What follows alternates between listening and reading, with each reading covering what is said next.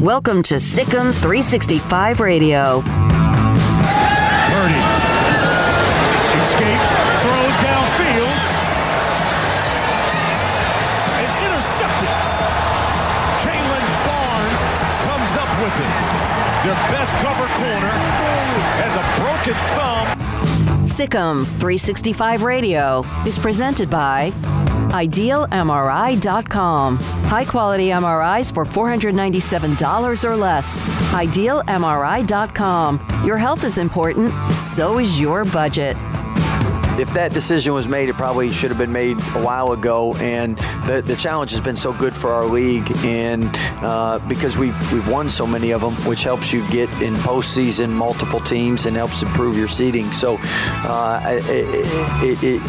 each year, you can't guarantee it's going to be successful and help, but in the past, I know it's helped a lot of Big 12 teams. So hopefully the same will happen this year.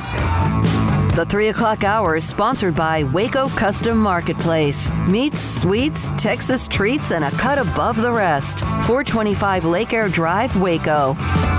His growth was really all mental in my point of view. I saw him in his redshirt year. Every time I watch him work out, he always makes a lot of shots. He goes 80 for 100 every time in the workouts. I would just say that he's grown as a player in his mind. His mind is really strong. He believes in himself, and the guys on the team really believe in him, and I think that helps him out a lot too. Now here's David Smoak, Paul Catalina, and Craig Smoak. All right, here we go. It's a weekend where Baylor, the number 2 ranked team in college basketball, will host a team that is getting hot in Auburn, led by guard Sharif Cooper, who had been ineligible for the first, 10 or 11 games for Auburn. I was kind of wondering why their record was just 10-7 after the win against Missouri. A lot of it has to do with Sharif Cooper was not playing. His sister Taya played at Baylor last year for Kim Mulkey. She will be in studio with us to talk about not just Sharif, but also what she sees with Baylor women's basketball, and then also her career as well. That's at 4:30 today. The Texans and Eagles introduced their coaches. I saw that one of the biggest parts of the Texans press conference from just watching, John McClain's going to join us for a quick hit about what he heard from David Culley, and he says he has a great Baylor story involving David Culley, and also his thoughts about Lovie Smith becoming, although not official, their defensive coordinator. And so our Lovie Smith interview for today at 4 has been pushed back. Lovie said, hey, I can't do it today, but I will as soon as I can, and he will. But was the fact that at the end of the press conference, with 14 different members of the media with their hands raised on the Zoom, the Texans took a question from a season ticket holder. I am glad that I was not involved in that, because I would have joined the media mob of rage on that one. That's just not done. You can do a different event for season ticket holders and the media. That's just wasting professional people's time. Kind of gives you an idea where this organization is headed right now. I remember, and I have to admit this, that during a UConn women's basketball game a couple of years ago when they played Baylor, I had done an interview for a show with a guy out of Houston. And so they allowed him to come down towards the floor to interview me in the stands. And then after that, he was supposed to go back to his seat. He stayed around. Somehow, no one noticed he didn't have a credential. And he asked a question of Gino Auriemma in the press conference, of which I then, of course, wanted to die. And David K. made it clear to that person he needed to leave as quickly as possible. But that was kind of an exception. Craig, it's a media session. They're trying to get questions, your thoughts. It didn't like make me want to throw up, but it was interesting that they would do that when a bunch of media members had more questions. Yeah, I don't have any real idea about that or like why or whatever. I don't know. Kind of strange. Typically don't get outsider questions, so yeah, I don't know. I really don't know the real thought or opinion on it, quite frankly. I mean, it is a strange thing to do, though. So John McClain will join us for a quick hit. He was not scheduled, but he'll join us today at a little after 3:10. Matt Norlander, he's a national writer for CBS Sports on college basketball. John Chaney, 89 years old, just turned 89. Hell of a coach from Temple. A fiery, tough as nails. They could play some defense. He will be known for being a Hall of Famer in basketball, also the College Basketball Hall of Fame, but also because of the confrontation that he and John Calipari had. I'll kill you! When they went back at each other. And then the good news with those two, unlike some things that happened today, they figured out a way to move on, and they buried the hatchet instead of letting it linger and smoke and turn into more than what it needed to be, although it was a hell of a scene. I wish we could have a couple of those. You see Kim Mulkey coming at Gino after the UConn game? No, Gino's tapping Kim on the butt sometimes, in the pregame. All right, Deshaun Watson, the Texans made it clear. Baylor and Auburn tomorrow. We're going to break that down for you. Matt Norlander at 3:30. John Jacobs, assistant basketball coach for Baylor, at 4 o'clock today. Baylor and Auburn tomorrow at 3 o'clock. The Texas-Kentucky game canceled because of COVID protocol within the Kentucky program. Of course, they are on fumes right now, and now they have to deal with that as well. Dan Skipper played offensive tackle at Arkansas. His coach was Eric Mateo. Sam Pittman, of course, was on with Up-Tempo last week. Dan Skipper won a Super Bowl with the Patriots. He's with the Lions. He's going to join us today on Eric Mateos at 5. And I think we might re-rack Sean Bell later in the show because Craig wrote a story about it, got a lot of feedback. And then, of course, Grayson Grundy for today at 3:45. All right? You said the Texans had no intention, then you kind of trailed off into another story. They had no intention of taking questions from the media because they were going to get, I think they were trying to hide, I don't know, would Easterby not having to answer questions or Caserio, whoever. I think they just threw Cully out there. And Caserio answered a couple and they early in the press conference and said he has no intention of trading Deshaun Watson. Yeah. But I have, neither did Houston, the Rockets of James Harden. No intention of eating a salad later, but I know it's good for me. I don't know, all these things that you can say. No intention of paying my taxes, but I've got to, Jordan Jenkins, Baylor signee, the running back from Lindale, was named the 4A Texas Built Ford Tough Player of the Year last night. And Rodrell Freeman of Mart won the 2A Player of the Year. And Kyle Trask won the Campbell Award, the Earl Campbell Tyler Rose Award, the quarterback at Florida. Very well done. And you could tell, Craig, the innocence of him when he had Earl Campbell on his phone telling him what was about to happen. Yeah, it was a good little ceremony, live, or whatever you want to call it. I keep saying live for some reason. Is ceremony conducted online. I don't know what I'm trying to say, but it was really well done. Kyle Trask was obviously very thrilled to win the award. He had some worthy competition, and I thought they did a great job with it. So it was cool to see. I hope that some people out there got to check it out. But yeah, congrats to Kyle Trask, the best player, with what that award represents, best college football player, D1 in the state of Texas. And, some will probably look at the way his season ended, but that was not who he was the majority of the year. Had a rough ending, but, I don't think that wipes out the 10 games that he actually was in the Heisman Trophy race. So, very worthy and very interested where he's going to end up in the NFL here pretty soon. Had the vote gone 1 through 5 for the Heisman Trophy, he would have been one of my 5. He was not one of my 3, but he would have been no doubt one of my 5. Also, Mount Vernon, where Art Briles was the head coach, they put Brad Willard. He is the offensive coordinator now, the head coach to replace Coach Briles at Mount Vernon. He is a former Baylor football graduate assistant. So bringing that up today, he takes over that program. So where does Browse go? I mean, well, it's that's been what I gone said for before. 2 months. Yeah. So I'm assuming that if they're naming a head coach, he's not going to be at Mount Vernon. Well, he had resigned. He resigned right. at the end of the season. So he won't be back at Mount Vernon. You're right. He had resigned. But, like, any opening that he would come back is closed, obviously, as a result of a new head coach. So, yeah, I'm curious now. I don't care so much about Brad Willard, all due respect. I know Mount Vernon fans do and high school football fans do. But my bigger question is, okay, what does that mean for where Art Briles goes and what opportunities he may have? So we'll see. There were immediate, of course, thoughts that him at the time leaving and then Tennessee firing their coach, Jeremy Pruitt, and there was also another Auburn with Cuss Malzahn. There were always some things. Well, wait a minute, that didn't work out because everyone thought that Liberty's coach, Butch Jones. No, Hugh Freeze. Hugh Freeze would go to one of those places, and that would open up Liberty where Ian McCall is. That seemed like forever ago, and it was. So that didn't work out. There are like 50 or 60 head coaching opportunities right now around the state. And he was at Mount Vernon for 2 years. I don't know unless it's a larger school district where he will be if he coaches high school or if he still takes another year off to continue to kind of get past whatever people want to bring up or what they are concerned about from his stories at Baylor or the stories at Baylor. None of the coaching, what coaching jobs open right now? Most of them have UCF? been filled. And he wasn't going to UCF? Yeah. All right. I mean, it's open. I mean, because their coach is now at Tennessee. I find it funny that, you know, in the world we live in right now, that Hugh Freeze can get another job in 3 years. I mean, this is not only NCAA stuff, but he was paying hookers with a university credit card.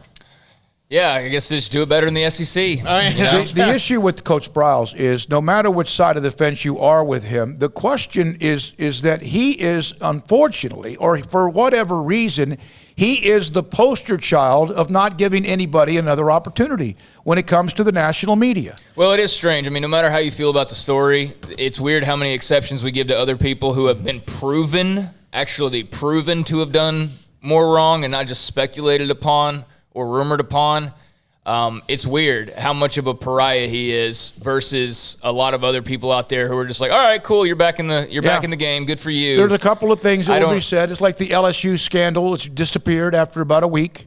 It didn't even last a week. Yeah. LSU scandal was over the day after it was announced. I haven't heard a peep about it since then.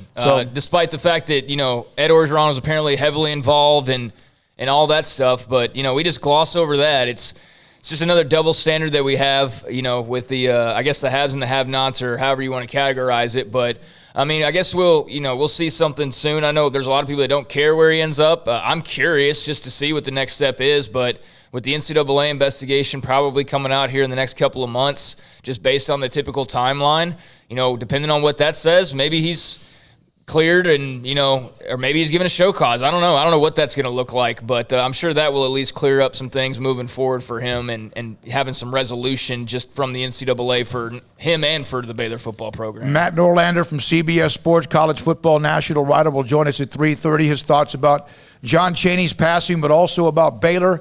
They host Auburn tomorrow in college basketball in general. John McClain, Hall of Fame columnist, was with us on Tuesday as the Texans were getting closer and closer to hiring a head coach. Now they have David Culley, who was introduced earlier today, and now there are some staff, obviously, announcements to come. And one of those is probably going to be Lovie Smith as the defensive coordinator. John McClain joins us again. A little bonus coverage from John. John, what were your impressions involving David Culley today? Well, I knew from everybody I'd heard who had worked with him over his 27-year career, he had a great personality, just infectious, confident, exuberant, appreciative. I mean, he's 65 years old. He's never been a coordinator. But you know what? Andy Reid's never been a coordinator. John Harbaugh's never called a play. Some teams have head coaches who don't call plays, who oversee, focus on game management, the big picture, and that's what they want him to do for Lovie Smith when that's official. And Tim Kelly, they kept as offensive coordinator. So he's putting together a really good staff. Pep Hamilton, one of the top quarterback coaches in the NFL, coached Justin Herbert last year. Andrew Luck at Stanford with the Colts. So I was very, very impressed with him in the news conference and then when I talked to him afterward. John, do you think that this changes Deshaun Watson in the slightest? I don't, because Watson is dug in. He's of course, still never said anything. It's coming from sources close to him. No matter who they hired, he wants out.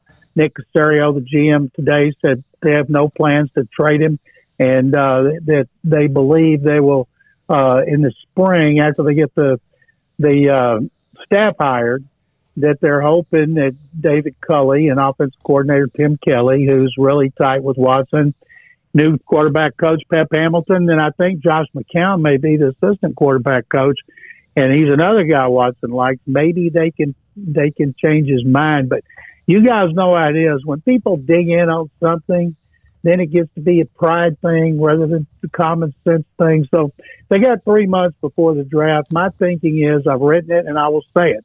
If they believe about 2 weeks before the draft that they cannot change his mind, the damage is irreparable, instead of having him sit out everything and miss money, we went through that with Dwayne Brown, offensive tackle in 2017, and it got ugly.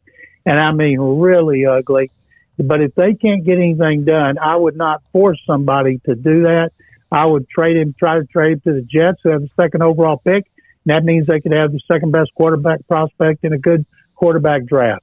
John, just from how this started and when the rumors first started and Deshaun had like the subliminal tweets or whatever, just how surprised are you that we actually arrived at this point? I'm shocked, Craig, just shocked. I still don't really know why Watson walked out at the end of the season. He was frustrated and upset at losing, but so were others.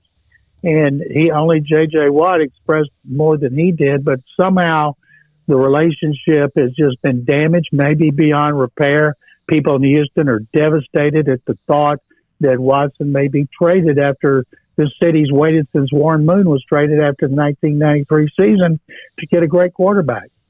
So Lovie Smith, as you know, John, because I told you we were going to have him today at 4 o'clock at about 10:30 or 11. He said, hey, I can't make it. I gotta postpone. I'll come on with you as soon as I possibly can. And I think we all know why, with the fact that he could be joining David Culley and his staff as the defensive coordinator, which I'm thrilled for Lovie. He loves the state of Texas. And he was a part of that coaching search with the Texans, I believe, before. Your thoughts about Lovie Smith joining that staff? In 2013, when the Texans were finishing up with Gary Kubiak, they were 2-14. Bob McNair interviewed Lovie Smith here, and he loved the guy. At the time, he was telling me how much he liked him. He was going to hire him. But then sometime when they started interviewing other coaches, Bill O'Brien impressed him even more, so he hired Bill O'Brien. Lovie, of course, from Big Sandy, has talked for his whole career about wanting to come back sometime and coach in the state of Texas. He's finally going to have that opportunity.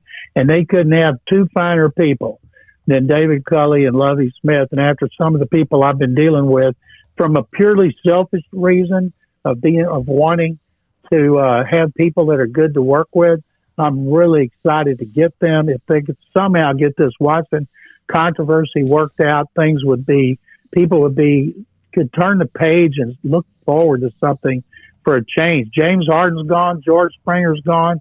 Deshaun Watson wants to go. Shouldn't be a surprise. The three greatest athletes in our history, Earl Campbell, Hakeem Olajuwon, and Nolan Ryan, all left Houston for other teams near the end of their career.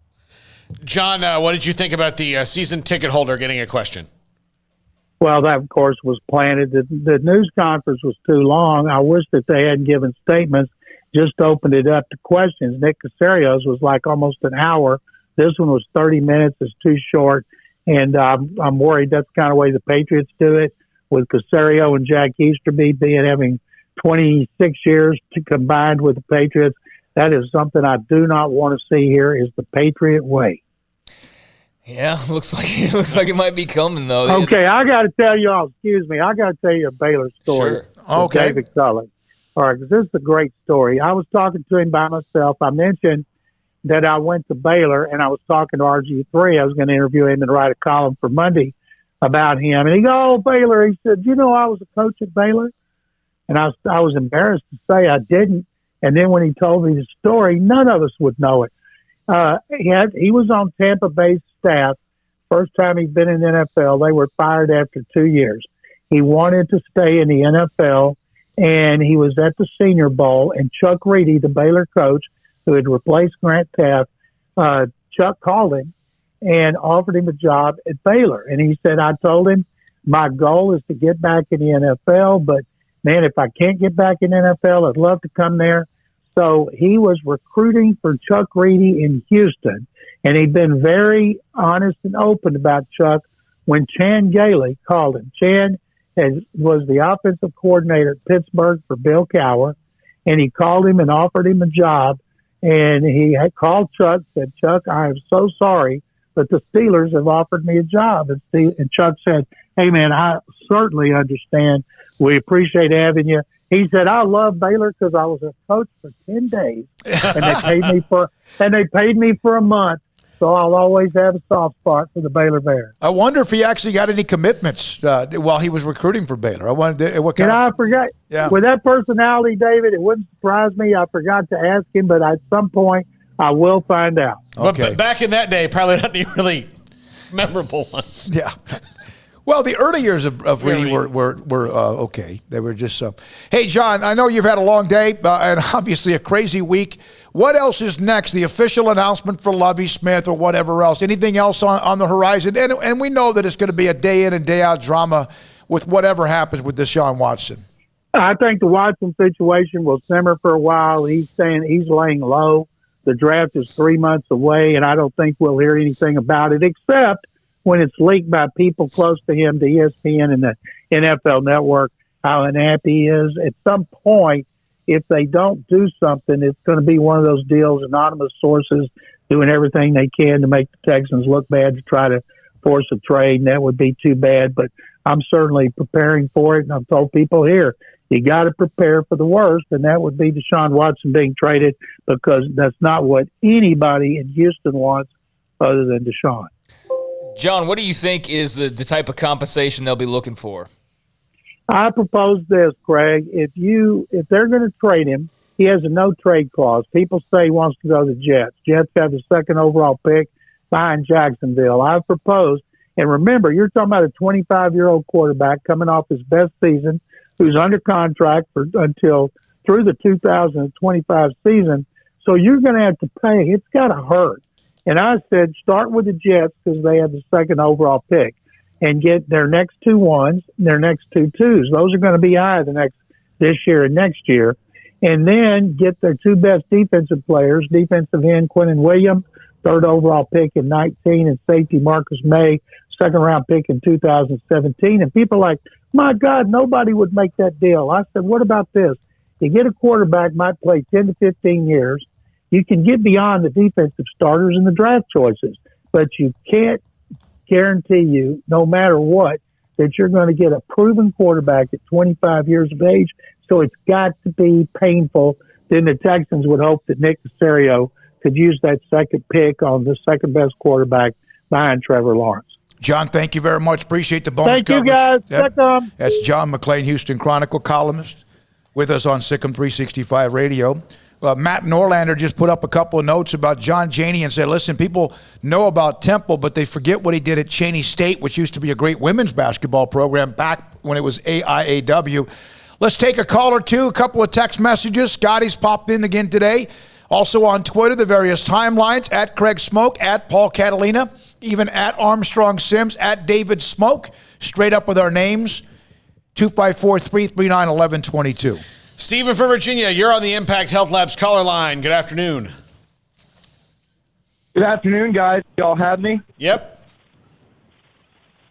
First, I really respect John McClain, and I love his reporting. And to say something on the Chuck Reedy point, Chuck Reedy should have never been fired. And that if Chuck Reedy hadn't been fired, a lot of things wouldn't have happened. But that's how things go. I called because I wanted to say 2 things.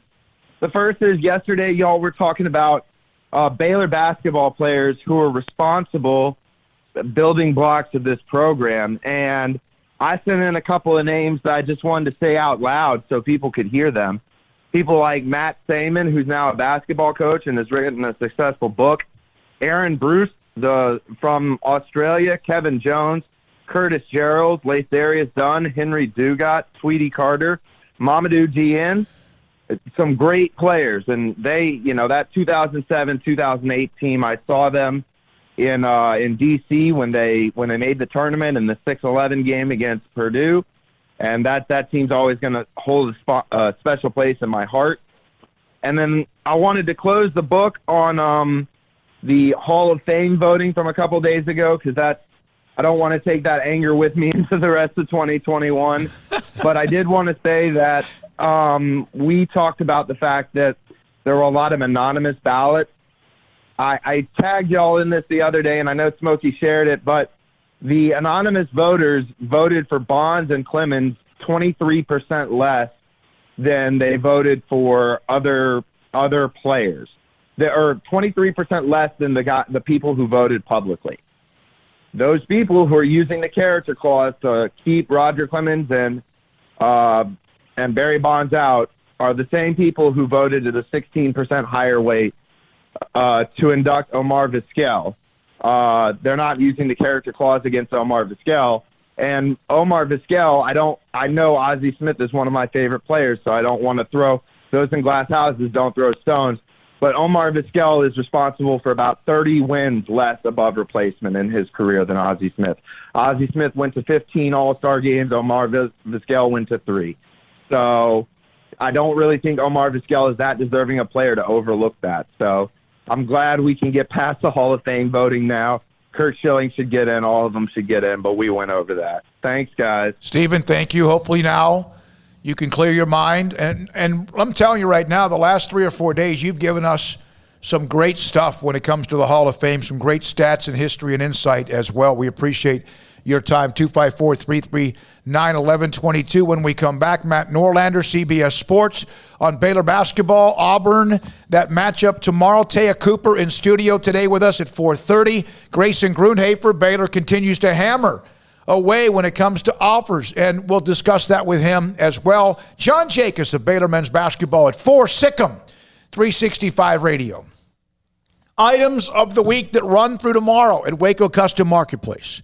50% off all frozen seafood fillets, whether it's cod or salmon or mahi-mahi, 50% off of their frozen seafood fillets. And they have fresh fillets available. Their butcher shop that has seafood as you walk down the aisle to the left.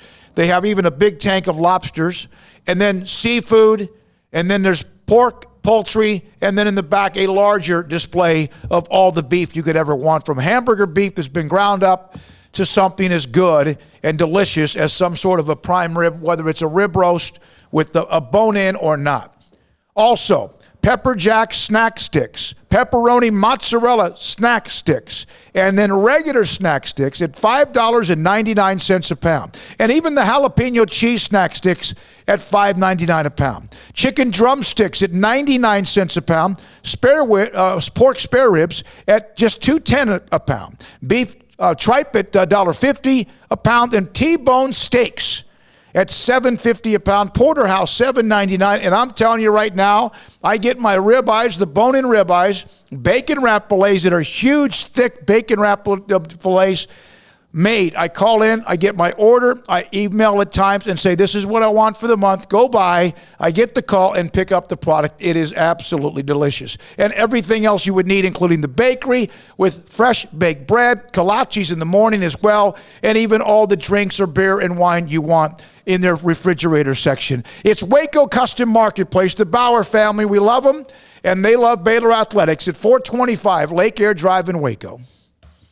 2020 made you tough. Now get a tough SUV to match. There's a reason Allen Samuels has been a Customer First Excellence Award winner for 3 consecutive years. Stop by and check out the friendly, courteous sales staff, world-class facility, and top-ranked Jeep inventory. Get $6,750 in values on a new Jeep Renegade or $4,000 in total values on the new Tough as Nails Jeep Gladiator Sport and Oberlin. Experience firsthand the Start Something New sales event at Allen Samuels, and check them out at allensamuelsdcj.com. See dealer for details. All offers have credit requirements.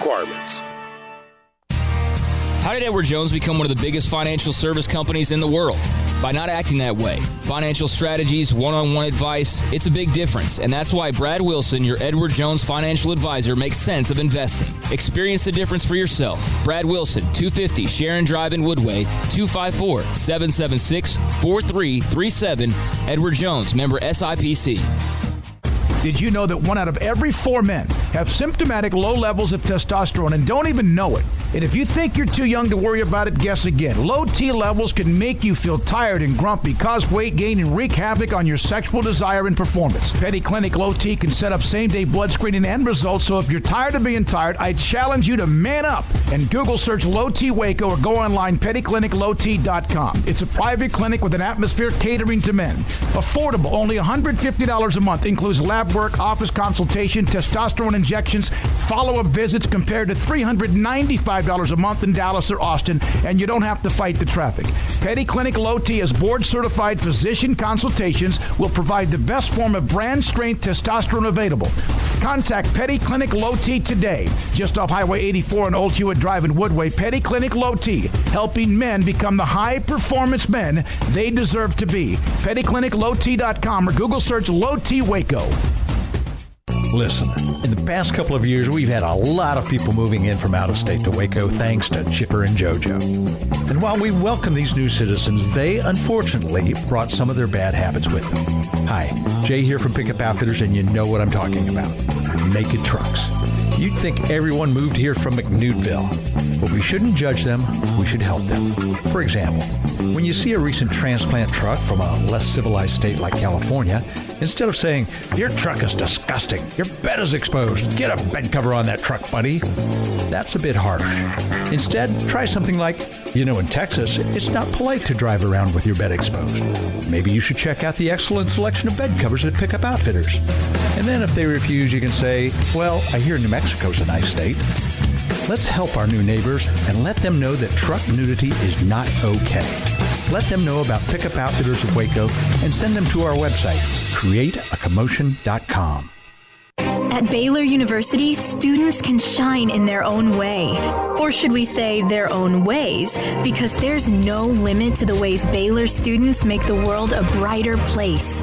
Whether they're leading a student organization or following a higher calling, getting advice from faculty, or taking part in world-class research, pursuing their dreams, or working toward their dream job, students find their place to shine at Baylor, where lights shine bright. Welcome back to SicEm365 Radio. Call us on the Impact Health Labs caller line at 254-339-1122. For your company's mass COVID testing, log on to impacthealthlabs.com. Matt Norlander, CBS Sports National College Basketball writer. I had a couple of things obviously on our plate that we would like to discuss, including Baylor Auburn, Jared Butler, the guards, etc. But then also today, the news that came down involving the legend and of John Chaney passing away at the age of 89. And Matt, thank you for your time. Matt Norlander joins us on SicEm365 Radio. I know it's a crazy busy time for you as always. Your thoughts about the legacy of John Chaney? I saw you posted up just a second ago about all of what he did when he arrived at Temple and even before that with Chaney State. Yeah, for sure. Thanks for having me on. And yes, this is the news of Friday in college basketball. And frankly, depending on what we get on the court, I mean, it could be the news of the weekend in the sport. John Chaney is beyond a Philadelphia basketball icon. I mean, he is one of the most important figures in college basketball history. His death is a tragedy, even at 89 years old, and Chaney having been out of the game for 15 years here. And he really has a claim to being the greatest coach to never make a Final Four. And don't get me wrong, there are a number of really, really good coaches who never made one, but Chaney took Temple to 5 Elite Eights. I've been thinking about John Chaney for about 2 hours here. The first report came out of Philadelphia from the really talented and well-connected journalist there, Mike Jensen. And from there, you just wait for official word, try and confirm yourself. And, I wrote the obituary out for CBSSports.com, and I've just been thinking about not just his influence in college basketball, but, just on a personal level here. I'm 39 years old, and I was born in 81. I wasn't into college hoops quite yet in 88 when Temple had the number 1 ranked team in America heading into the NCAA tournament. But Temple was plenty relevant throughout the 90s, had really good teams. I mean, Eddie Jones was one of my favorite college basketball players from a fairly young age. And I'm just telling you, I was a white kid in the Northeast who grew to love college basketball. And Temple was among the 3 or 4 teams that I just had a gravitational pull toward, and John Chaney had a huge influence on that. And it's kind of anyone between the ages of, say, 35 and 50, I'd say. You know, Temple for 2 decades was an NCAA tournament staple. It was a nationally relevant program, and Chaney did this. I think this is the key piece of context to know. He did this, brought Temple to relevance in the 80s, the greatest decade arguably for college basketball ever. If it wasn't the 80s, then it was the 90s, and Temple was just as relevant then. And he did it when the Atlantic 10 really didn't have its bona fides yet. Like, it was getting there, but the Temple kind of uplifted the league. So it's been nice in the immediate aftermath, in the first couple hours here of learning this, that there's been a lot of kind words and great words said about him and his accomplishments, because as is mentioned in my obituary, and it bears mentioning, the most famous thing connected to John Chaney, I guess, is his confrontation with John Calipari in 1994 when Cal was at UMass, and UMass beat Temple, and Chaney really took umbrage with what Cal allegedly had said to the 3 officials that worked the game, and it wasn't gonna fit with them. And then they had a confrontation, and then Chaney threatened to kill Cal and all that. But they buried the hatchet with that, and they wound up being really good friends afterward. But yes, it's I understand the station that I'm talking with right now, but Chaney is a huge loss throughout college basketball, and there certainly is no one left coaching in the sport that's like him. Oh no, I was one of the things, Matt, when that happened, I was like, okay, and I know because you're somewhat younger, I was like, and heck, you've given us exactly what.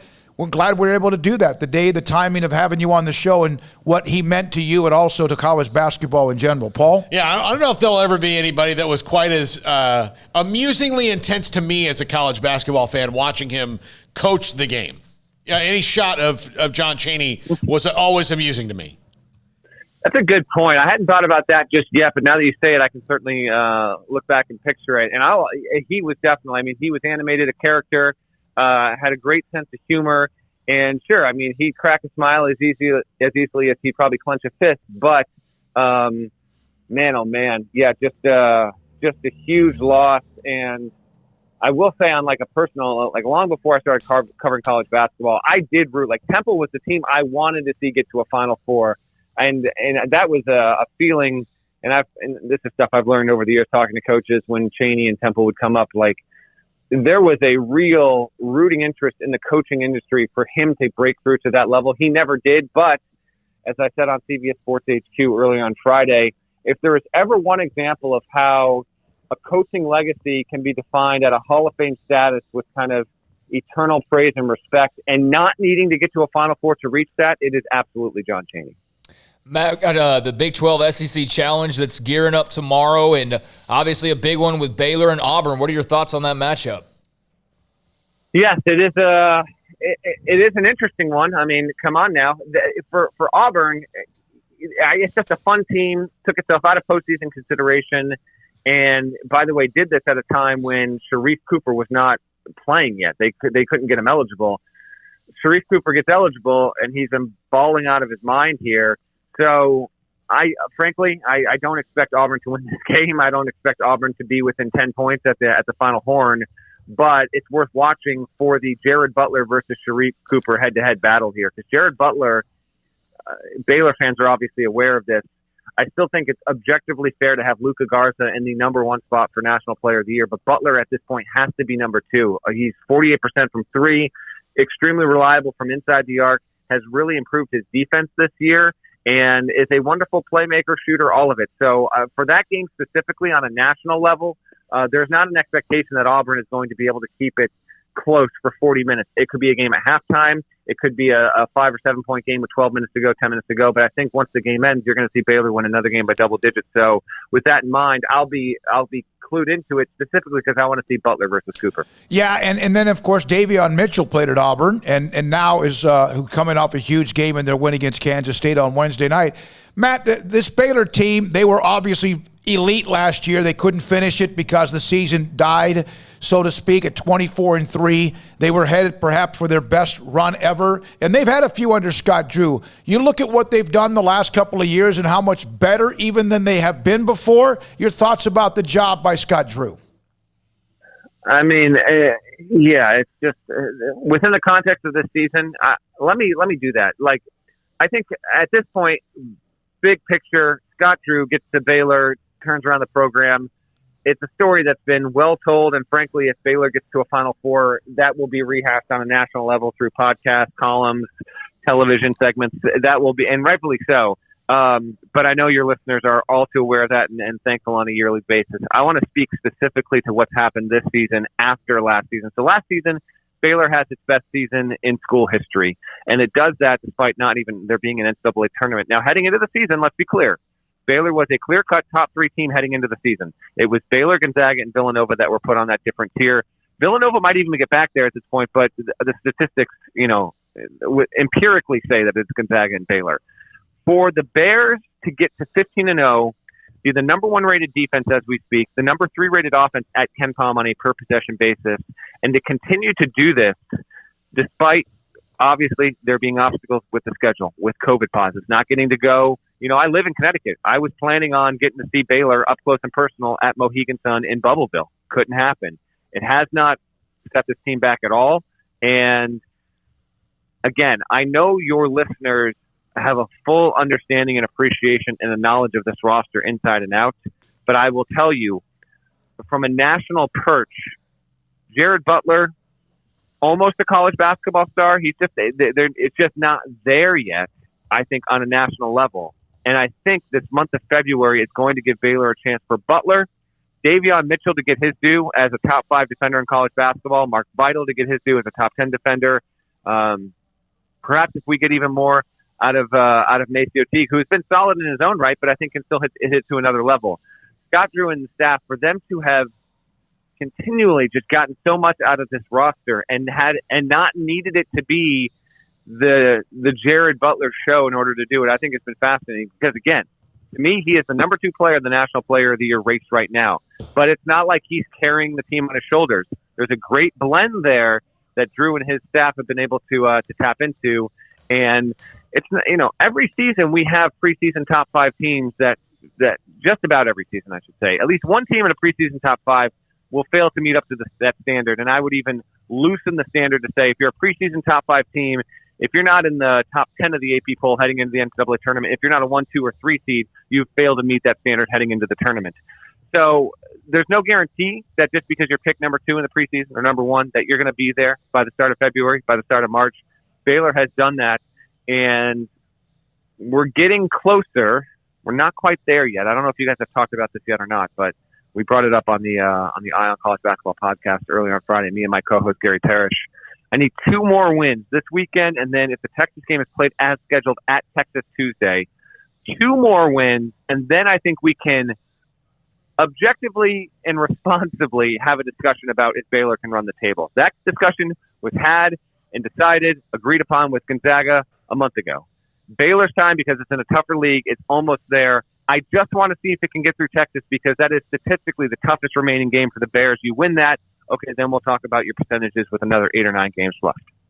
Matt, you being a guy who covers basketball the way that you do and so deeply involved, what Scott Drew has done here, he's got players that are all kind of like him, and everybody's bought in. Even for elite teams, how rare is that to have, 1 through the last guy on the bench completely bought into what you're doing? Good question. I think it is probably rare, but I want to be specific in how I answer the question. So I've even had, and weirdly enough, it was last season where I wound up talking to a few coaches, or more than a few, I'd say, 4 or 5 coaches that were in that top 15 range a season ago.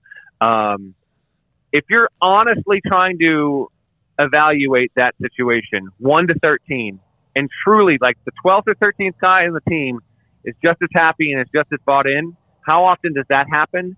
It is rare. And it's just part of the gig, frankly. Coaches understand that it's just an equation you have to deal with. You can only play so many players if you want to be so good what you're comfortable with. The 11th and 12th guys on the bench are just not going to be getting minutes that they feel like they deserve. And so because of that, you will inevitably have 1, 2, or 3 players, and in certain extreme situations, 4, 5, or 6 players that are unhappy with their situation and seek to transfer there. It happens with bad teams. It happens with decent teams. It happens with great teams.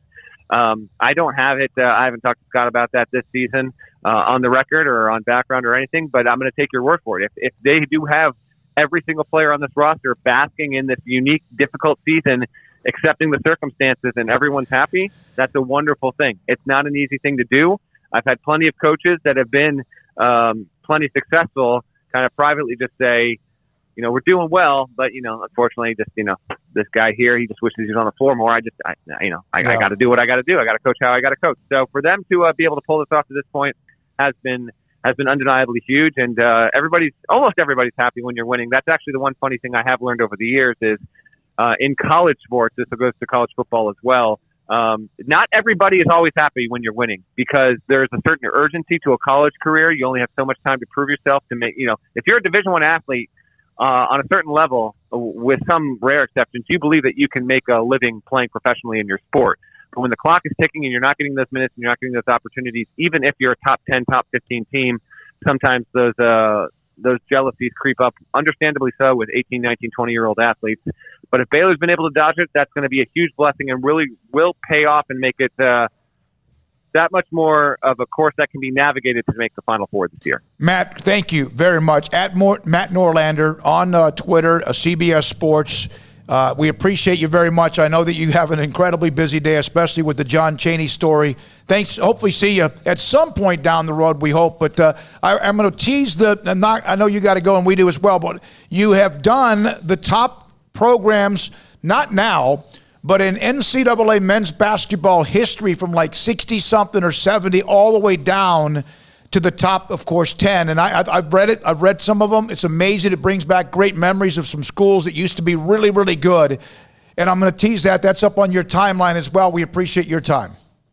I appreciate that, yes. And last thing, it will truly make Baylor fans appreciate what Scott Drew has done because Baylor did not even sniff making that list because historically it's not a great program. Mm-hmm. And contemporarily, obviously, it's a top 10 one. Thanks, guys, and have a wonderful weekend. Matt Norlander, at Matt Norlander, CBS Sports headquarters. And again, we appreciate his time. Now, that's out there. The top 10 teams, we'll get to that a little bit later on. But when you see a UCLA still as good as they used to be, as dominant as anyone ever in the history of the game, but they haven't really done much lately, but they're so dominant over the years that they're still a top 5 all-time program. And Baylor, if they could repeat what they've done under Scott Drew the last 10 or 12 years, in 10 or 20, 30 years, they would be a part of this list. Of course, a long way to go. Coming up next, Grayson Grundhafer, SicEm365. He is following all the various offers that Baylor's throwing out from their coaches left and right, including some today from Sean Bell. This is SicEm365 Radio. Low T is a very common disorder in men. Evidence now reveals that 1 in 3 men suffer some sort of form of debilitating condition which causes the following: fatigue, loss of energy, poor sex performance, sexual interest drop, decreased muscle mass and strength, weight gain, excess body fat, moodiness, poor quality of sleep, loss of focus and concentration. Petty Clinic Low T, Dr. Kent Petty, dedicated to providing you, men, unique, innovative, high-quality health care. And I know, yes, of course, we have many women who listen to the show as well. Delivering the safest maximum dose of T therapy whenever you need it based on the program that he puts you in, based on him needing this from you. You got to call him. Get online, pettycliniclowt.com, or call them, get an appointment, get the blood work scheduled. He'll look at your testosterone levels and also check for cholesterol, much more, and including PSA. And, of course, we know that's a huge deal as you get older as well. pettycliniclowt.com, check your blood work. If testosterone levels are too low, he'll put you in a program that will get you methodically where you want to be to become the high-performance man that you want to be at pettycliniclowt.com. At Ideal MRI, we feel blessed to be a part of the Waco community. We're a small family business right here in Central Texas, and our goal is to bring down the cost of healthcare while maintaining high quality. At times like this, the cost of healthcare has never been more important, and unfortunately, significant illnesses and injuries still occur. That's why Ideal MRI is open and here to serve you through the difficult time. We offer premium MRIs just like a hospital with state-of-the-art technology and specialists, but you'll pay less. sometimes thousands of dollars less, whether you're using insurance or not. At Ideal MRI, we accept most insurance, and there are no hidden costs, even offering financing if that's needed. Everything included in the price, and you'll not get something as a surprise in the mail later on. If you need an MRI, ask your doctor about Ideal MRI. They'll know. You can schedule an appointment safely from home online in minutes at idealmri.com or give us a call, 833-IDEAL-MRI, idealmri.com. Texas Farm Bureau Insurance has protected fellow Texans with auto, home, health, and life insurance since 1952. With more than 260,000 square miles of land and 27 million people, that's a lot to cover. Whether you're wrangling cattle or wrangling kids, we're proud to protect Texans in all Texan ways of life.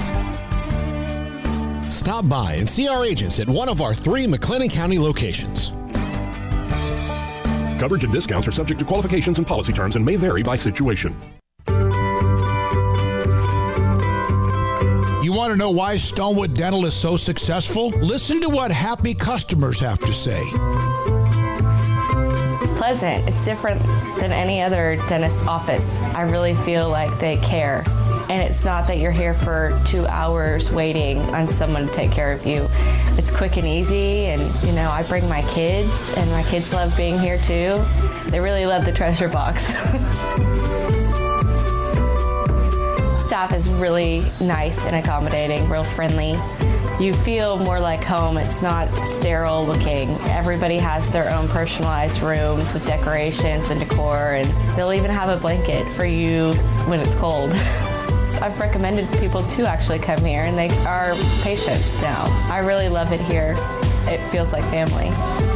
Learn more, stonewood-dental.com.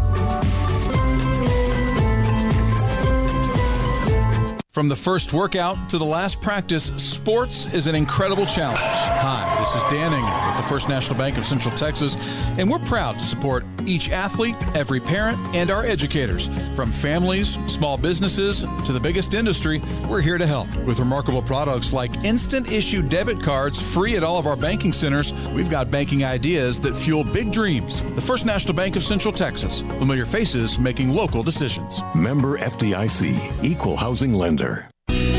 Let Camille Johnson Realtors guide you seamlessly through the process of buying your dream home or selling your current one. Commercial, farm and ranch, or residential, Camille Johnson Realtors can smoothly and successfully lead you through any transaction. With a team of 28 experienced agents who are excited about serving you, Camille Johnson Realtors services the entire greater Waco area. If you're in the market to buy or sell, contact Camille Johnson Realtors, 104 Midway Center in Woodway, or find them online at www.camillejohnson.com. Camille Johnson Realtors, elegant, charming, warm. Welcome home.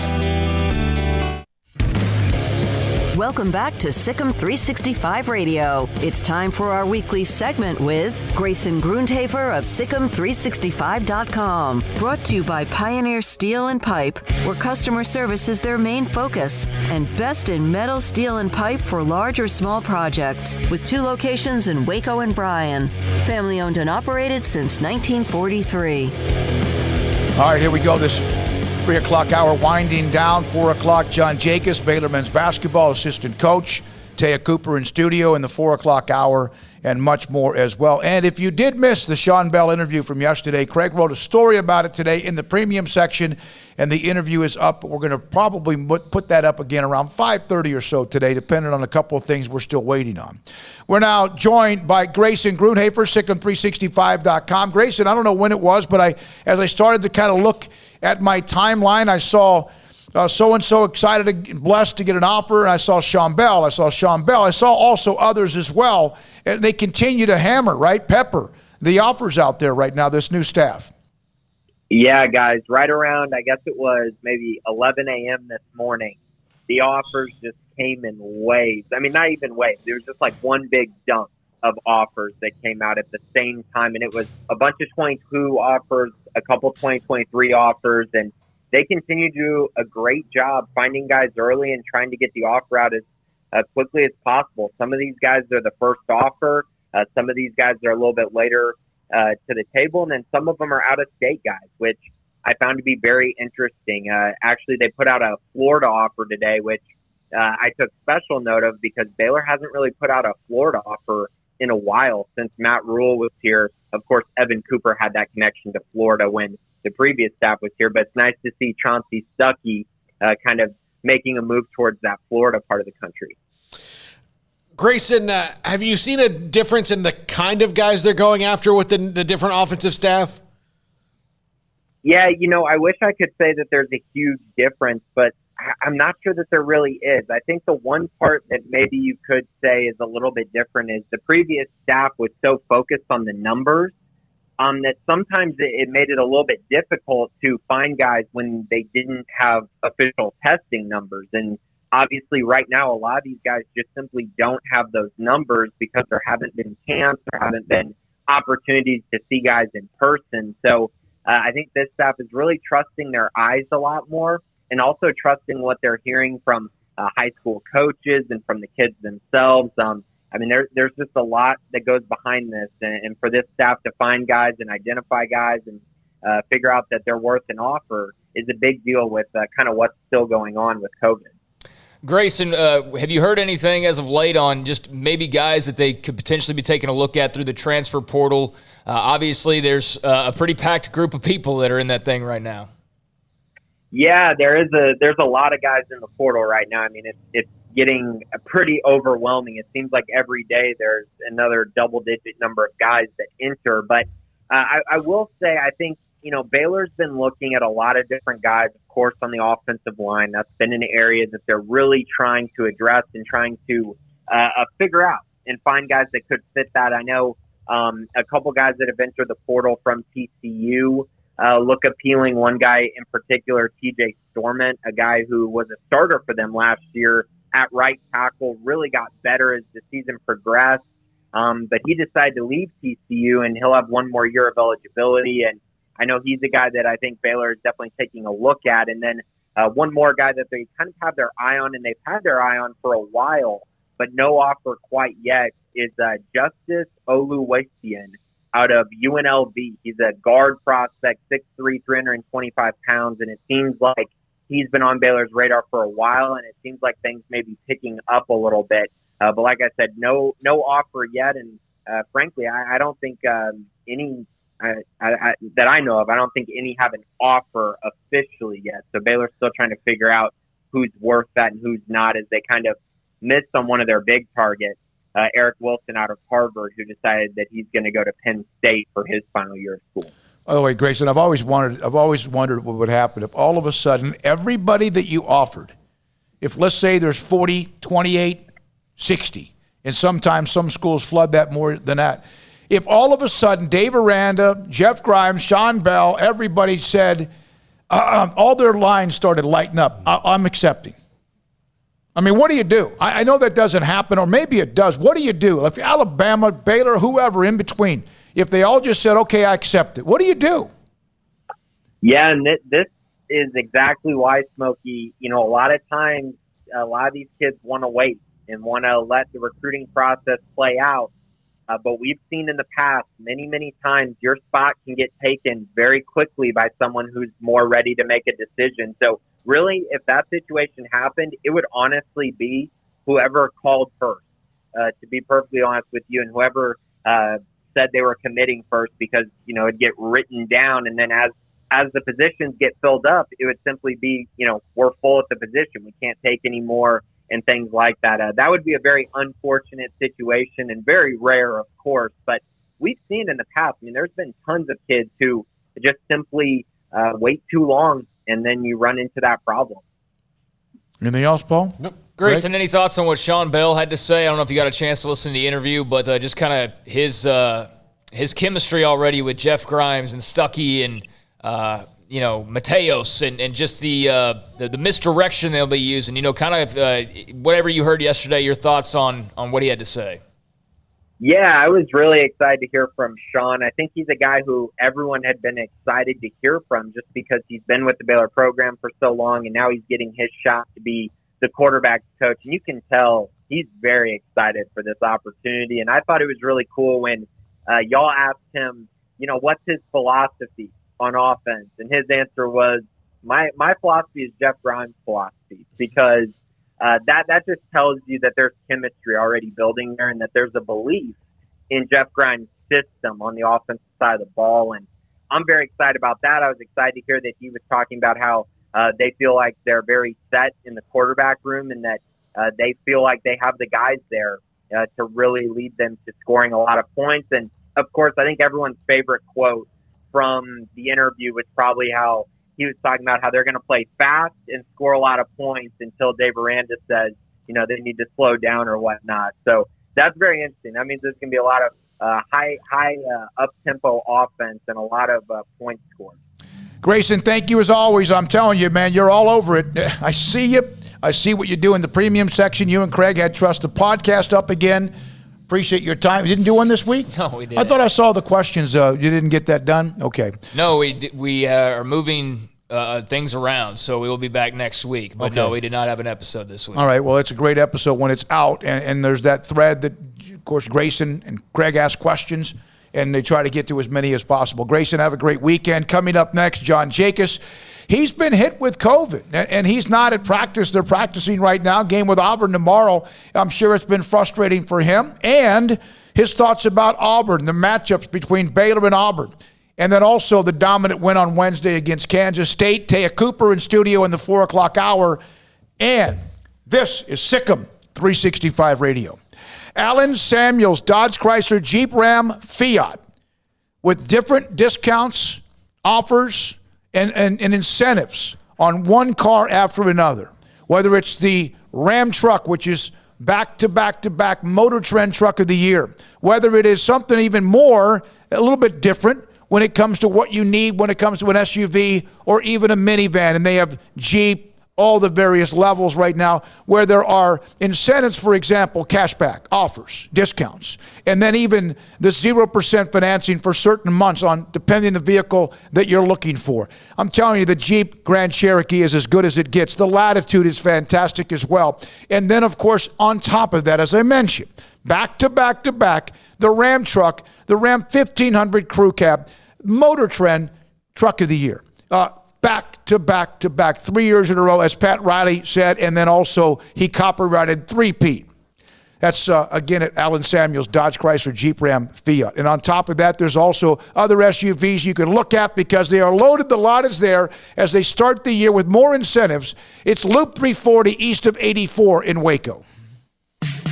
In the market for a quality metal building? Since 1943, Pioneer Steel and Pipe has helped Central Texas residential and commercial customers with metal building design, panel options, building components, and trim options. Pioneer Steel and Pipe's residential line is energy efficient, offers low maintenance, reduces insurance payments, is impact resistant, and carries up to a 45-year limited warranty. In addition, they can also help you find a metal building contractor for your project. Pioneer Steel and Pipe with locations in Waco and Bryan and at pioneersboys.com.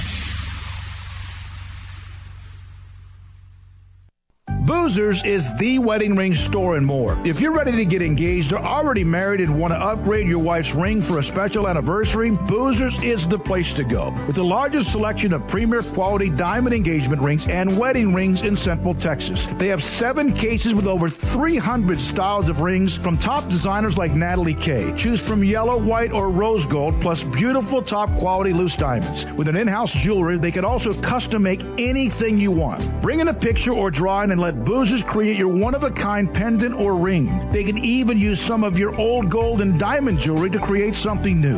At Boozers, you'll find a great selection of quality timepieces, and Boozers is the place for expert watch maintenance and repairs, too. They specialize in expert Rolex watch repair for fine jewelry, watches, custom work, and more. Go to Boozers on Valley Mills and Lake Air Drive in Waco. Boozers, the wedding ring store. MP Electric has developed a quality-oriented electrical contracting service in more than 20 years in the industry.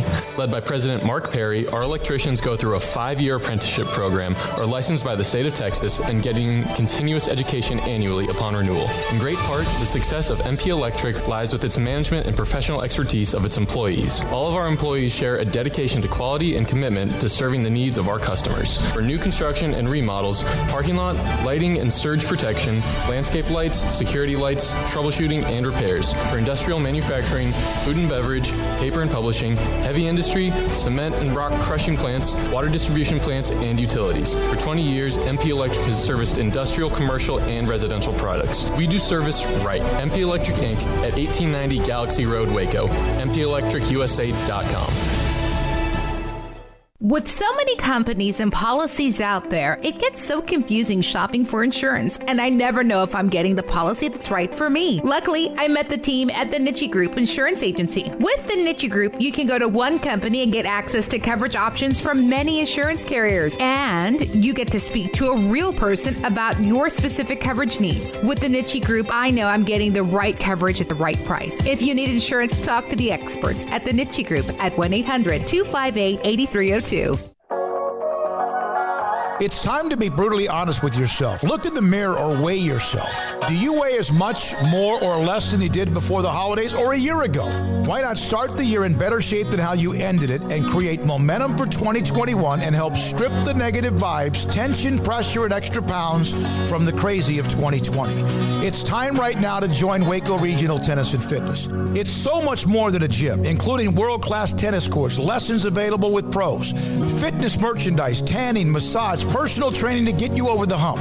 I promise you'll look better and feel better than ever before. Just need to walk through the front door. Waco Regional Tennis and Fitness with personal trainers Christy London and Randall Court. 40-plus group exercise classes, including twice-a-week boot camp. Spacious, clean workout room, free weights, Cybex cardio equipment, and no intimidation, a tremendous camaraderie and family atmosphere. So make this your best and healthiest year ever.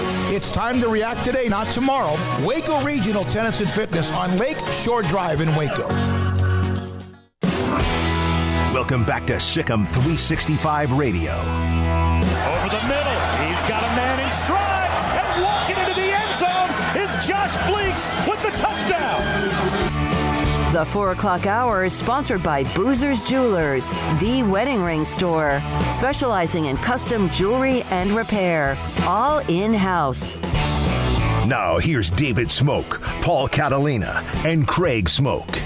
All right, here we go, this 4 o'clock hour. Just got off the phone with Taya Cooper. She's at the Farrell Center. She'll be here. She's in town because Sharif Cooper, the freshman guard from Auburn, that's her brother. And she's back in town as well to go by and visit with the Lady Bears and their program. They have Iowa State on Sunday. We're now joined by John Jacobs. He, of course, assistant coach with Baylor basketball, joins us on SicEm365 Radio. He's been a friend of the show, but it's been a while. We haven't had you since December. John, appreciate your time. This Auburn and Baylor game, I've asked Jerome Tang and Scott Drew this. The game that's a non-conference game in the middle of this grind of the Big 12, is it kind of a refreshing thing in your opinion? Yeah, thanks for having me. It's good to hang out and talk to you guys. I think it can be. Coach is somebody who takes these things seriously. This Big 12 SEC challenge, I think at this point, Baylor has more wins than anybody else during this challenge. He always challenges the guys to represent the conference well. And we're going to have to play NCAA tournament games. We're going to have to scout teams that we don't play twice in 2 months like the Big 12. So in some ways, it's like an inter-season, middle of the season hiccup that allows us to scout and prepare for a non-common opponent, which is probably good for the guys. For Davion Mitchell, does this one mean a little bit more because he used to play there? I mean, you'll have to ask him that. He's a human, and we're human, so my guess is that the answer is yes. The cool thing about Davion is that he loves those guys. He's been real positive about his interaction at Auburn. He really appreciates Coach Pearl. Says great things about them. Some of his best friends are guys that he played with from Auburn. So I know that he loves them, but at the same time, our guys love each other, and when they practice against each other, they want to kill each other. So I imagine during the game tomorrow, he's gonna want to win. But whether it was Auburn or anybody else, I know Davion's just about Baylor being the best we can be, and this is our next opponent, and we're just trying to go 1-0. But I'm sure inside somewhere in his heart, it's a big day for him. A lot of college basketball fans and analysts are fired up about this matchup, fired up to see you guys against a talent like Sharif Cooper. What do you see from him, watching him in preparation? He's an elite guard, and not only is he an elite guard, but I think that staff's doing a really good job with him. he's only had 6 games as a freshman, because he couldn't play to start the season off. They're 4-2 in those games, and then obviously you got to get through the first 1 or 2. But since that point, I would say they're as talented as anybody in the SEC. And his usage rate is number 1 in that league. Nobody makes more decisions, takes more shots, gets more assists, gets to the line more than he does. So he's surrounded by some NBA-level athletes. So between the talent, the space, and the coaching around him, and then just his natural knack for the game, I don't know that we've really seen a point guard with this high of a usage rate excel like this, especially with his offensive rating, since Trae Young was at Oklahoma. So I know that's a big compliment for the kid, but the truth is that he really deserves it, and he's a pretty special player, and I know for us it would be a challenge. Well, yeah, you're right. I mean, their 2 losses with him back are to 14-3 Alabama, who's being looked at as maybe even right now, if you did, the tournament would be maybe a number 2 seed, and then lost by just 2, I guess, on the road against Arkansas. So he's very talented. And it's not just a shooter, is he, John? Is he also someone that obviously is averaging 5 or 6 rebounds, I think, and dishes the ball well? Yeah, he's a huge assist guy. So just if you're into the whole passing thing, I don't know that you're going to find a young guy. I know this year is kind of unique because you had Cade Cunningham at Oklahoma State. You got Jalen Suggs up at Gonzaga. You got some point guards who can really, really pass. But his assist rate is 57%. And he can pass from his left hand, from his right hand. He can throw the lob. He can throw the one-side tag, the two-side tag. He can hit the roller. He's as good of a young passer as far as understanding where all other 9 guys are on the floor and how to read that as you're going to find in an 18-year-old. And then the second thing I'd say after his just assist rate and kind of understanding of the game and the way he can make the pieces move, he's elite at getting fouled. I think he shot 20 free throws in the last game. He got a real knack for, at his size, a little bit smaller guard, getting into people's body, knowing when to push, when to pull, how to bounce off the big, how to create that contact at the hip. So keeping him off the line and then keeping him honest with our defense in a way that we can rotate after he passes is going to be a big thing for us. John, Flo Thamba's had a really, really great year. I mean, everybody's having a great year for you, but Flo Thamba in particular, and, he had to step in last year, after Tristan Clark and kind of move up the roster, and then now he stepped into a starting role. What was his offseason like that allowed him to not only take step forwards in what he was already good at, but add things to his game? Yeah, that's great for you guys to notice, because I think Flo has done more than people realize, even on the offensive end. I mean, John is having a great year, and John's offensive rating is a 1.22 per 100 possessions, and Flo's right at a 1.25. So even the way he's learning to screen and roll and set up the guards, and then how good our guards are, you've got to put 2 on the ball. And so in the offseason, I think our staff believes he really added the ability to be an elite screener, one of the best big screeners in the country. And now that the guards have drawn so much attention, which they deservedly, need, he's learned how to play in the space that comes off that and after that. And I think that's a process for bigs. That takes time. It took Freddie some time. It took John some time. It's taken Flo some time. But we think this second half of the season, there's going to be some real growth there. And then his ability to grow and to guard the ball screen defensively as our 5-man. And then you saw the 3 blocks against K-State. I think just the upside, he's been doing a great job in the ball screen coverage, but the rim protection, the 2 3-foot drops of steps that come after that. You saw the 3 blocks last game. I just think the space on offense and the blocks on defense are going to keep coming. So we believe there's some uptick in there. And he's just been such a sacrificial, wonderful teammate, the way he shared with John and the rest. And we're real proud of him, John, with what you said about Sharife Cooper and the comparisons and what he does, and with what your guards, and not just the guards, but how you play defense at Baylor, man, I can't wait for 3 o'clock tomorrow. No, you should be excited. I mean, this, Fran's going to be doing the game. It's going to be a big-time ESPN game. Middle of the season in the Farrell Center, as much as they'll allow fans in. This is a big one. And I know that if NBA scouts are allowed and to agree that this can be a real full game. There's 4, 5, 6, 7 guys that will draw NBA attention at one point or another in the next 2 years. So I know we're trying to, just be faithful and go 1-0 and win the Big 12 and, make a Final Four and do these things. But just as a fan, the kind of NBA upside that'll be on the court tomorrow and just the aggression of the game, the speed of the game, and then the pace at which both teams play on offense. Like, if you're into transition basketball like I am, tomorrow's going to be fun.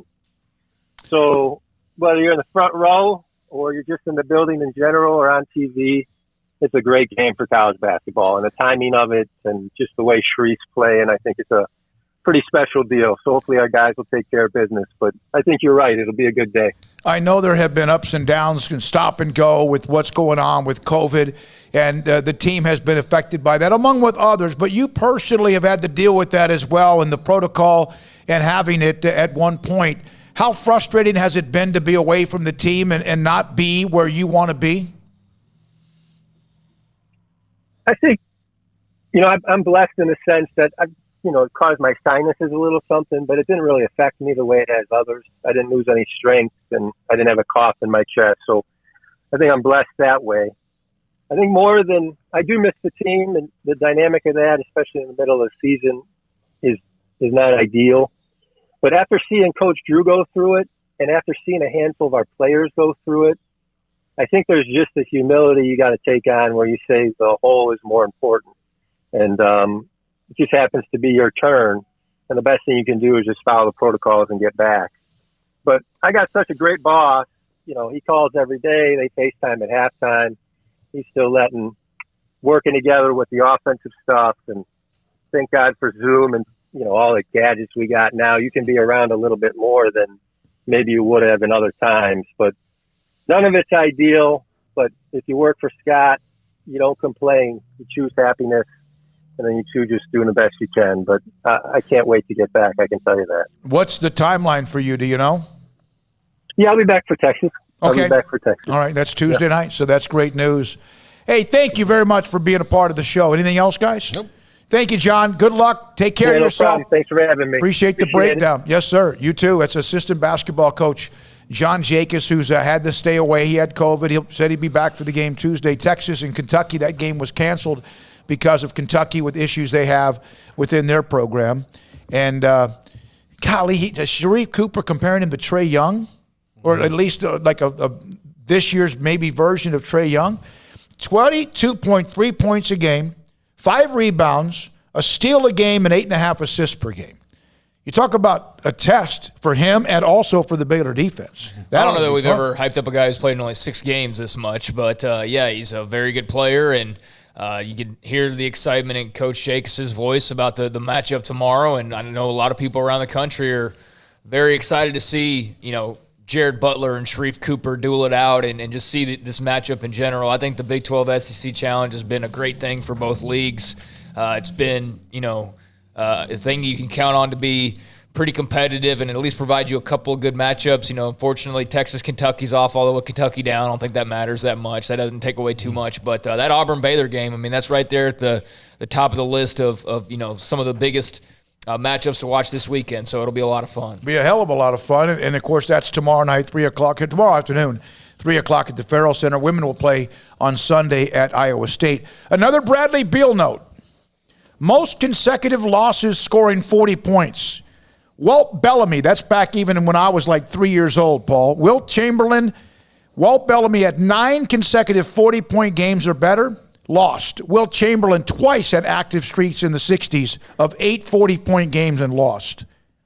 I have a hard time believing Bradley Beal now has the record with 10. That any team that had Wilt Chamberlain in the 60s would lose 8 games in a row. No, I know. That's hard to imagine. Yeah. There were no. The 8 games when he scored 40, but remember, there was one year I think he averaged like 50 points a game. 8 games in a row when he was playing, to me, when there was nobody else as tall or as good as him. Yeah.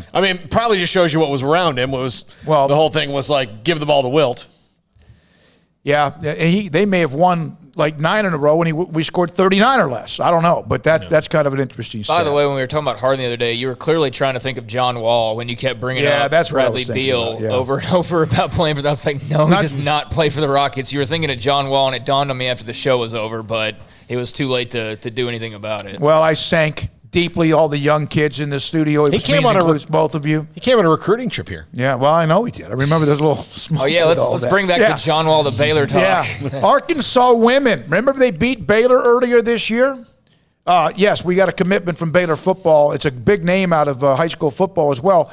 Arkansas women beat UConn last night. They beat Baylor, remember, earlier this year, and number 2 NC State was beaten. So number 2 and 3 went down in women's basketball last night. Craig? Yeah, a little bit of breaking news. This is not like a 2022, commit, but this is a very intriguing 2021, what appears to be a walk-on commit. Argyle won a state championship again this year, and a big part of the reason why was their quarterback, C.J. Rogers. Had just a fantastic year, and C.J. Rogers, quarterback at Argyle, has announced he's going to be committing to Baylor football.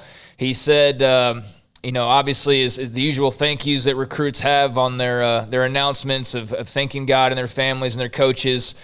Said he also wants to thank Coach Rogers and Coach Bachtel and those who pushed him to be the player and person he is, but goes on to say that he's forever grateful to Coach Bell, Grimes, Aranda, and everyone else at Baylor. He was a freshman point guard in Tomball and never thought he would step foot on a football field again, but God had other plans.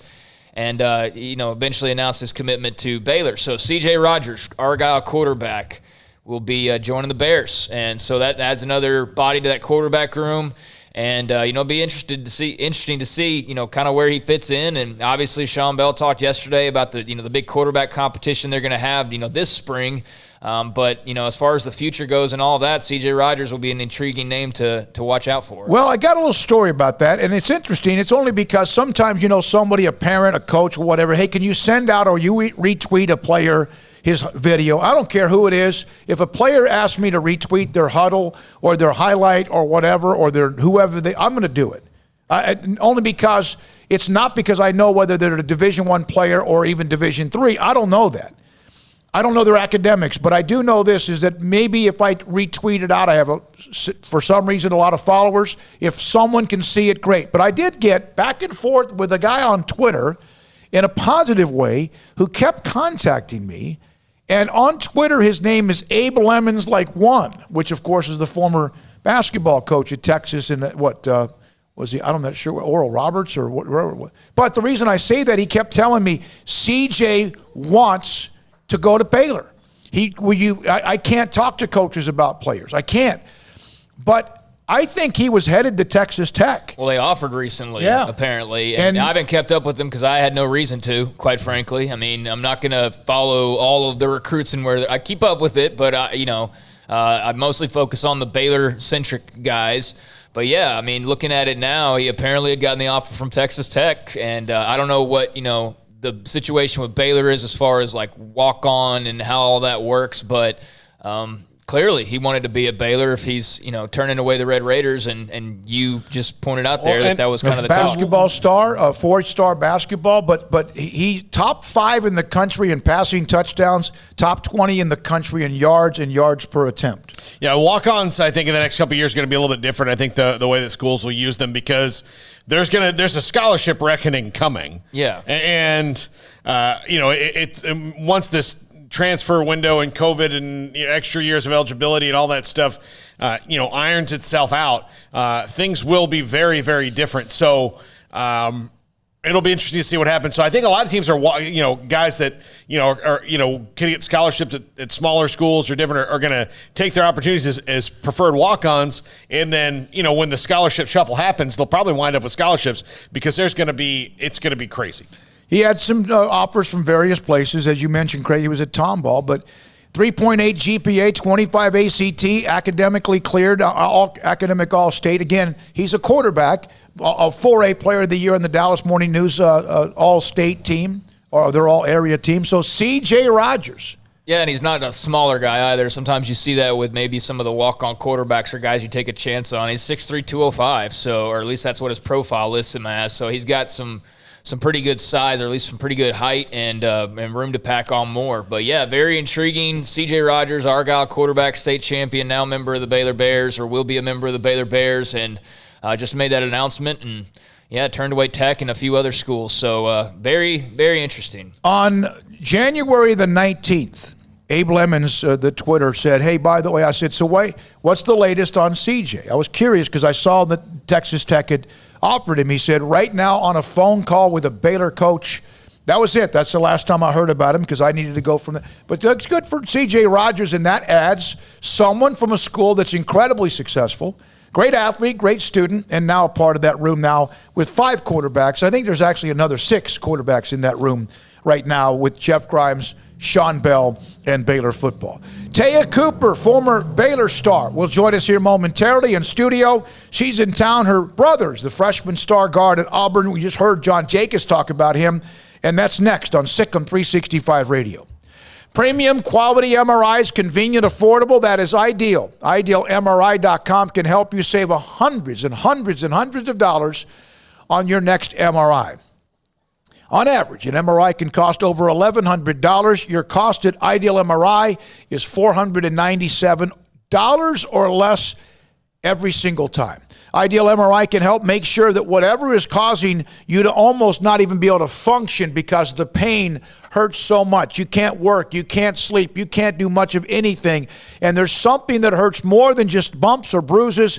And your doctor says, hey, we need to get an MRI. That's when you need to tell your doctor, I need you to tell me about IdealMRI.com. And if they're going to tell you about it. They know, one, it saves you a ton of money every time.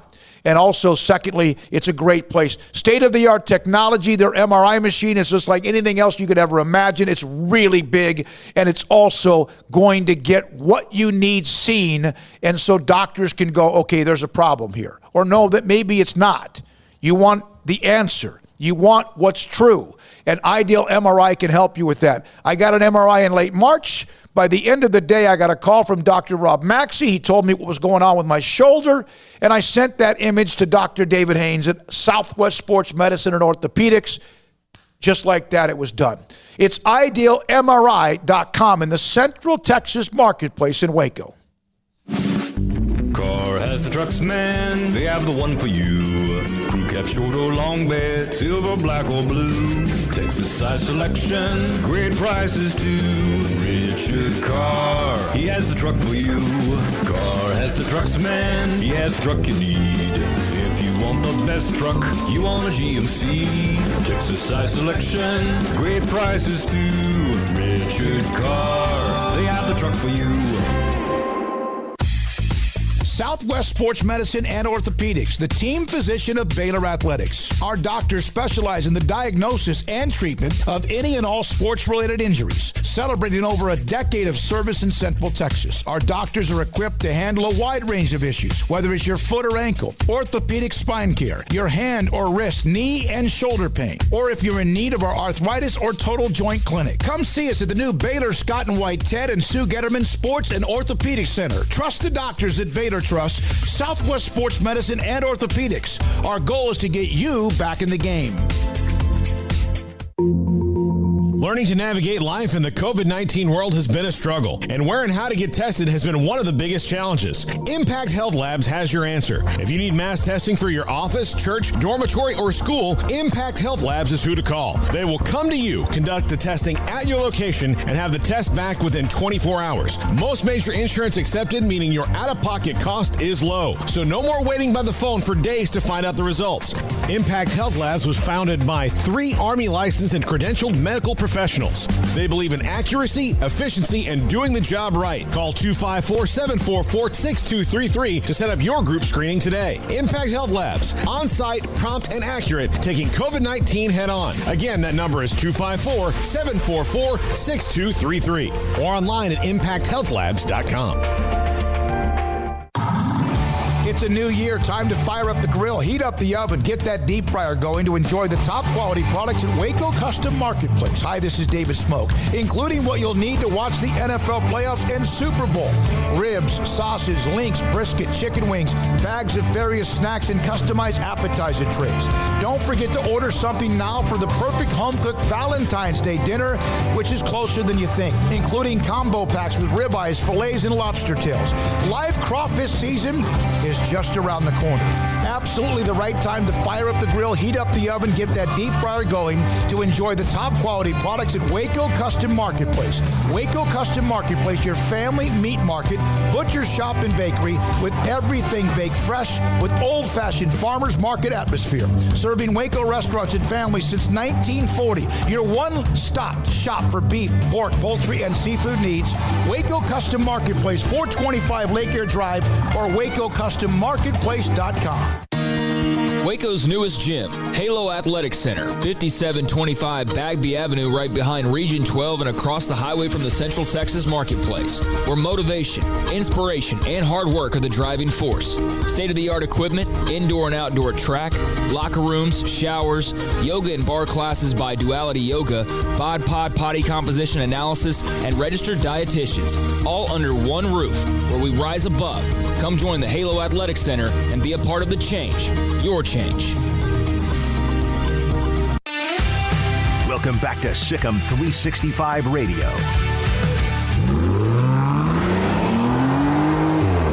This segment on Baylor Athletics on SicEm365 Radio is brought to you by Richard Carr Buick GMC Cadillac, located at the Imperial Drive exit off Loop 340 in Waco. Proud supporters of all Baylor Athletics.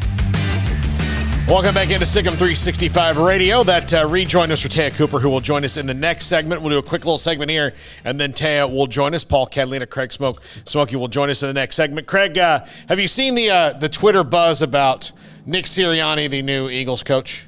The buzz, if you mean the making fun of, yeah, I've seen a lot of that because of I didn't watch his press conference. I didn't get a chance to do it, but I saw a lot of the responses, and yeah, apparently he was having a pretty difficult time with it. So he started talking about systems here and got caught in a circle. Armstrong, play this real quick for us so that people can see what we're talking about here. This is new Eagles Next thing coach. that's very important to me is that we build a smart football team. That we have a smart football team here. And I know we have the people in place to do that. The first part of being smart is knowing what to do. We're gonna have systems in place that are easier to learn. All right, complicated to the defense or offense that they're going against or the special teams group that they're going against, but easy for us to learn. Because when we can when we can learn our system and we can get good at our system, then our talent can take over. Less thinking equals talent take over, but we need to have systems in place, and we will have systems in place to do so. Because of how much he's gotten made fun of for this, and look, anybody could get up in front of a podium and trip into word salad like he did.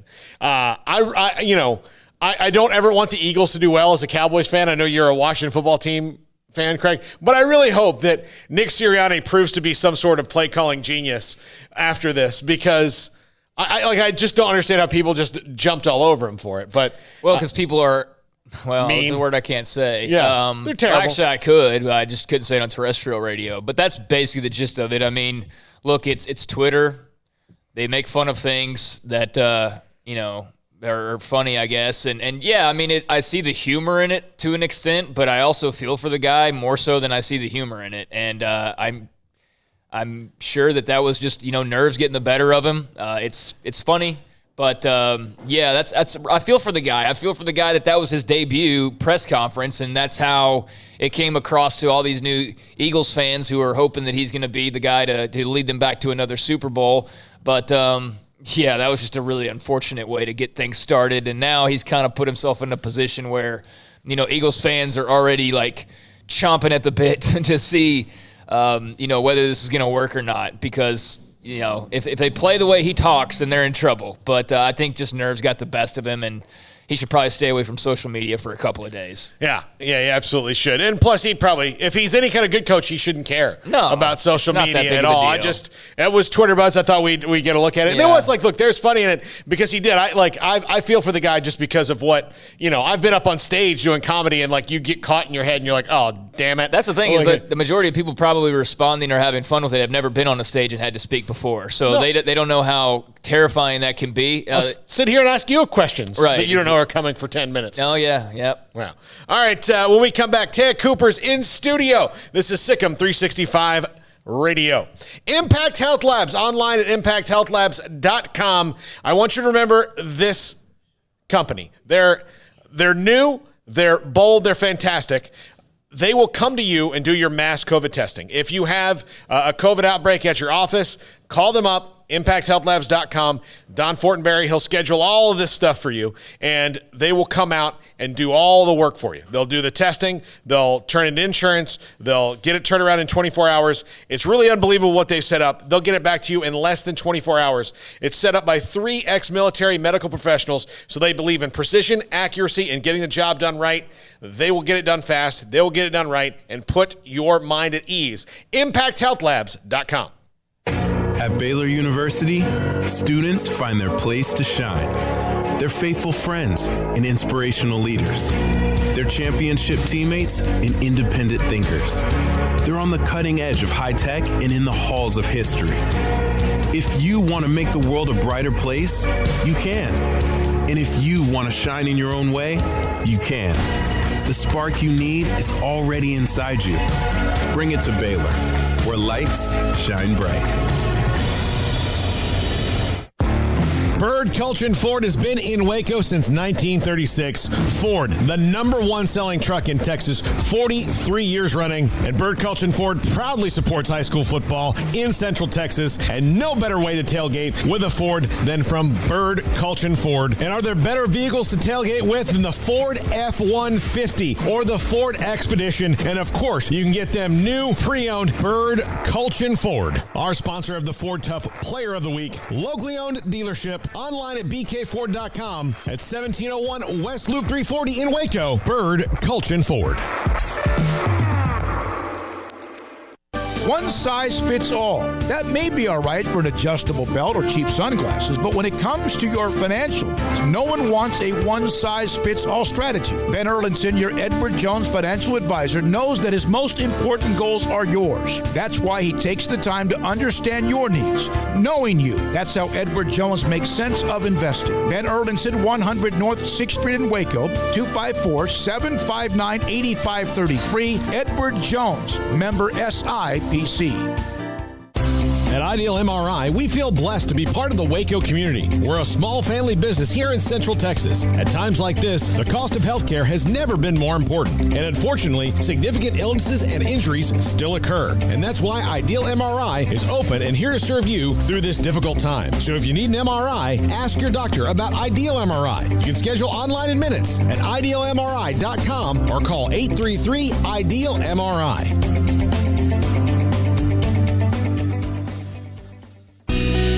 Camille Johnson Realtors guide you seamlessly through the process of buying your dream home or selling your current one. Commercial, farm and ranch, or residential, Camille Johnson Realtors can smoothly and successfully lead you through any transaction. With a team of 28 experienced agents who are excited about serving you, Camille Johnson Realtors services the entire greater Waco area. If you're in the market to buy or sell, contact Camille Johnson Realtors, 104 Midway Center in Woodway, or find them online at www.camillejohnson.com. Camille Johnson Realtors, elegant, charming, warm. Welcome home.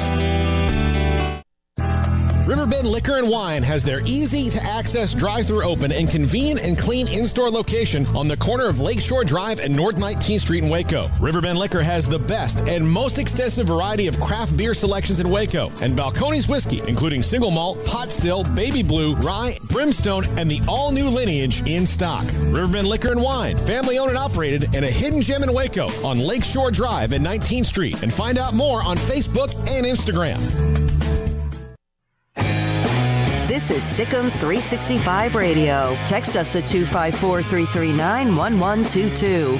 The SicEm365 Radio text line is sponsored by Riverbend Liquor and Wine, with the most extensive variety of craft beer in Waco. A hidden gem on Lakeshore Drive and 19th Street. All right, we're back this 4 o'clock hour, and we just had John Jacobs, assistant basketball coach at Baylor, talking about Sharif Cooper and also the game tomorrow at 3 o'clock, Auburn and Baylor, and trying to put into words Sharif Cooper's style, talent, personality, what he can do. And someone who would know a little bit even more about that is his sister, Taya Cooper, former Baylor star, now with the Los Angeles Sparks, and in studio with us here at SicEm365. It's great to see you, Taya. How have you been, young lady? Hello. You're doing I've been good. I'm happy to be here. Well, we appreciate you coming in the studio, not just on the phone, but actually here in studio. So did you have a chance to go by and visit with the Lady Bears? They don't play till Sunday at Iowa State, and that's a game they now obviously win. Any kind of chance to visit with them? Yeah, I got to speak to Coach Kim in the front office and everybody in there. So it was good seeing them and seeing the pictures on the wall. And I got some trophies and a ring, the Big 12 championship ring, so that was exciting. And I'm on the wall. I didn't even know that, so that was that was big, surprising. huge, that practice gym with the big picture on the wall? Yeah, I've been there. Did you like the picture? Did they pick a good one? I did, yeah. I looked good. Yeah, you didn't have to tell them, like, listen, there's 10 other good ones of me. No, they picked a good one. It's my good side. What's it like having your brother? Is there trash talk? I mean, you're obviously, supporting him, but is there trash talk between the two of you now for this game? I mean, part of me is like, go Baylor, but of course I'm a root for my brother, so I'm trying to stay neutral. But Sharif don't really talk trash. He's kind of boring. He's so locked in on the game, I couldn't even get a joke out of him. So maybe after the game. Taya, how would you describe your brother's game? How would you describe what Baylor fans will see tomorrow when he takes the court? Well, I could describe it from a guarding him standpoint because we train together. So he's very shifty. A lot of ball screens, having to get through those, and then you got a lot of people on his team that catch lobs. So he's throwing a lob, he can shoot the ball mid-range, he drives, he's up-tempo, he's pushing the ball. He gets the ball, like, I don't know if y'all watched the Lakers. When LeBron gets the out-of-bounds pass, he immediately throws it to AD. And Sharif gets the ball in bounds, and he's pushing the ball. And it's fast breaks, it's an up-tempo game. And I think Bruce puts him in a lot of situations to make basketball easy. So it's going to be a lot of simple stuff, but it's very hard to guard. John Jacobs just said to us about 30 minutes ago, he says that Sharif, your brother, probably has as good a passing skills as anyone who's 18 years old, or in some cases, whatever age. He's a freshman. And he compared him in a lot of ways with his game to Trae Young when he was at Oklahoma his freshman year. That's high praise. Yeah, I could see that. I didn't even think of that. I definitely could see that. His passing is elite. I didn't even know he could pass like that. Honestly, really? No, I didn't know he could pass like that because I missed a lot of games being in college. So now that I'm able to like just sit and enjoy him playing, it's shocking to me too. I didn't know he had that in him. What's it like when you are training together? How intense does that get? He's competitive. Sharif want to eat faster than you. He want to take a step faster than you. He's rushing to get in the front seat. So being on the court with him is like you're constantly pushing yourself because it's constantly a competition. Like we could be warming up and he just want to be the first one done. So that's just the way he's been since he was little. Like when he couldn't beat me. Well, now he's finally got you though. Now he, you know what I'm saying? It's a little tougher now. I might have to actually tie my shoes up. Oh, so you did it without even tying your shoes before? He was small. Well, he's grown up now because he's getting a lot of attention. Did he ever share much with you about how difficult it was not being able to play this year until recently? It was very difficult, and with me having to sit out like 900 days. And knowing how that feels, I knew that he needed support from us. So we tried to go out there all the time. He spent all his time in the gym because that's really all you can do is like just hope for the day that you're cleared. And it wasn't even the fact that he was getting investigated for anything that had to do with him. Like, it had nothing to do with him. So that was even worse. Like, he was getting punished for no reason. So just him trying to, like, literally, it's his first year in college. Like, it wasn't his second year. It wasn't his third year. It was his first year in college. And just watching everybody go on away games and get on the private plane, or as simple as just going to practice, being a part of the video that they do in the beginning of the games. Like, he didn't get to do none of that. So I think the little stuff bothered him the most, because basketball is, you know, everything to him right now. Is that why he's playing like he's been shot out of a cannon these first couple of weeks? Every minute counts. Every minute counts. I don't think he's holding anything back. He's giving everything he got. And he only got a few games left, honestly, to show what he's capable of. So, I mean, he don't really have a choice. What do you think of the Big 12 SC Challenge? You think that's a cool crossover to have, kind of to break up the constant playing the same teams kind of over and over again? Do you think that's a nice little mix-up? I love it. I love having new fans and being in a new place. I mean, COVID made it different, but when you go to a different conference, it's like your first game again. Usually you get used to playing the same people. You know the scouting report. You don't really got to look over the players anymore. But when it's new people and you don't know what to expect and it's your first time being there, I think it's very exciting. I just saw a picture of you in front of the Farrell Center with the years of conference championships with Coach Mulkey. And, of course, last year you guys won it again, and then things were cut short. What was your experience like with Baylor women's basketball?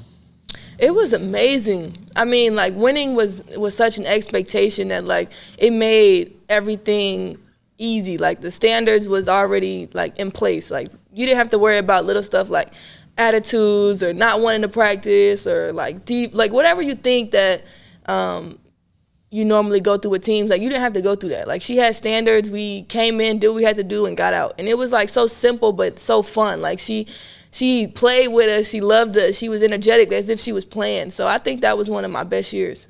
You really kind of took to this team well, though. I mean, and then having had to transfer, like you mentioned before, it's hard. But I remember the first day of that news conference that you guys had, how the players that are already on the team are already just so geeked up to have you here.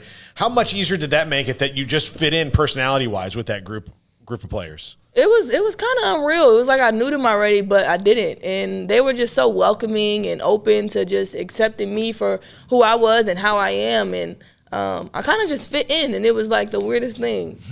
Usually you have to, like, you know, let's hang out a little bit, let's find out. Like, it didn't seem like that at all. Yeah, maybe it's social media or something. Social media kind of make people feel like you're friends without knowing them. That's very true. So maybe that's sometimes in a good way and a bad way. So right. The team, the women's team, of course, had the loss to Arkansas, who just beat UConn last night. Right. And then the Iowa State game, which was shocking because it was home, and it was a loss, and they don't lose much.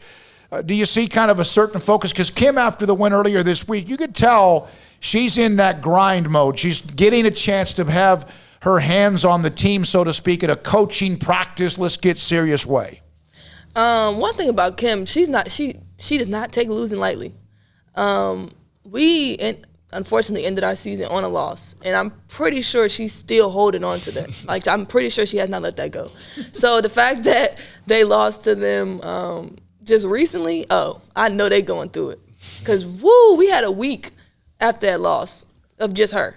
Like, no away game, no playing, no nothing, no time to just forget about it. No, we had a straight week with just Kim. So I know they going through it, and she don't play that. So I don't think you're going to see another one soon. Can you imagine we had a week with just Kim?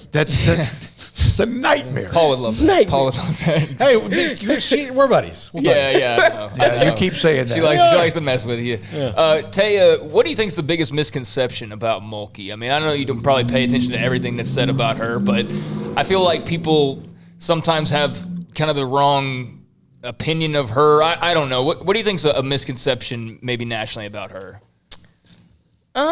Kim's tricky because she kind of likes having the misconception. Yeah. She feeds off of it. I think she likes it, but like the real Kim, like I think that getting to know her and being around her is so prestigious that she doesn't want you to be able to know like who she really is. Like if you really get the opportunity to do that, then like it's a blessing because it's unconditional love, it's unconditional support. She's a great person. She's loving. She's nothing like what all the things that I've heard about her. Like literally, like she's a family person. She's so sweet. Like you wouldn't know that if you just was on the outside looking in. Right. And I think she likes that about that. Kind of likes that people don't know that about her in a way. Yeah. Armstrong, there's also a part of Kim that Taya loves. Not just the fact that she was a winner and has helped them win, but you can't see this. But this is after the UConn game, just about 20 seconds of audio. Oh, if necessary. But go ahead. Had to get that in there. Old school. I'm from the old school. Y'all know that song? Sing it some more. Country music fans in here, raise your hand. Go look it up. John Conley, I'm from the old school. Thought you were too. All right, I'm cutting up. We got to get on a plane. Go ahead. I was just wondering if that... Your body language and your looks when she's doing that, you remember that? Yes, I remember that. She told me when I said we were going to have you on, you need to ask her about my country music and how much she hates or loves how I sing. Oh, man. She used to come to practice, and she would sing a song that nobody knew. And if we knew the song, practice would be canceled, or we either didn't have to run or something like that, or didn't have to do a drill that everybody hate. And it would be a song that nobody knew. Like, nobody knows where she gets this music from. But she would sing it as if it was, like, the best of her capabilities. Like, she was the singer. And we would just be sitting there irritated because we knew we would never get it right. You just go and start getting on Spotify and finding John Conley songs? I didn't even try it because I knew I wasn't going to remember, or she was just going to find an older one. I would just hold up Soundhound to Kim while And that's kind of the part of her that a lot of people don't see. Of course, that was after a massive win against Geno and UConn on the road. So that was – and what was it like? You mentioned the standard was already set. You came from a program that had a standard as well. But what was it like knowing you didn't have to do anything but be you and play like you can play to fit in? It was freeing. Like, I didn't have no worries. I didn't have no pressure. I didn't have nothing. Like, she just told me to come in and work. That's all I had to do, and that's what I know. So she really made it simple for me. Like, come in, work hard, and get out. So that's what I did. Taya Cooper, part of the Los Angeles Sparks of the WNBA, former Baylor star, with us on SicEm365 Radio. You've had quite a few articles I've seen written about you and the Sparks and just the excitement level that's sort of building up there. What has been, kind of your experience being a pro and being a part of the WNBA?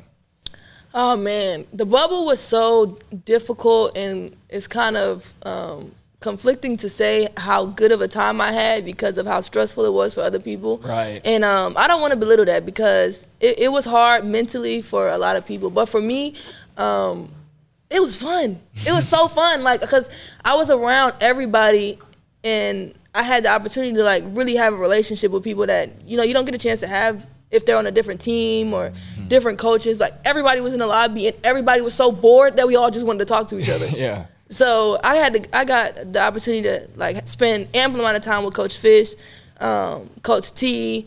I learned so much in such a little bit of time that I was really blessed that we had the bubble. Was it like summer camp? Yeah, it was kind of like that. Yeah, that's what I was thinking, too. It was kind of like that. The way you describe it. I mean, bring like a pillowcase with all your clothes in it, and you just hang it over your shoulder. Let's go. I doubt you're going back to Bradenton, Florida anytime soon, but. Well, I don't know. COVID's having fun right now. So. Yeah, having too much fun. Now you are modeling clothes in various styles. Is that right? That's a part of what you've been able to do. Brielle, your friend is here. She's cracking up when I asked you that question. Yeah, it's a funny way that you put it. I'm modeling clothes. I'm doing that. I guess you would say that.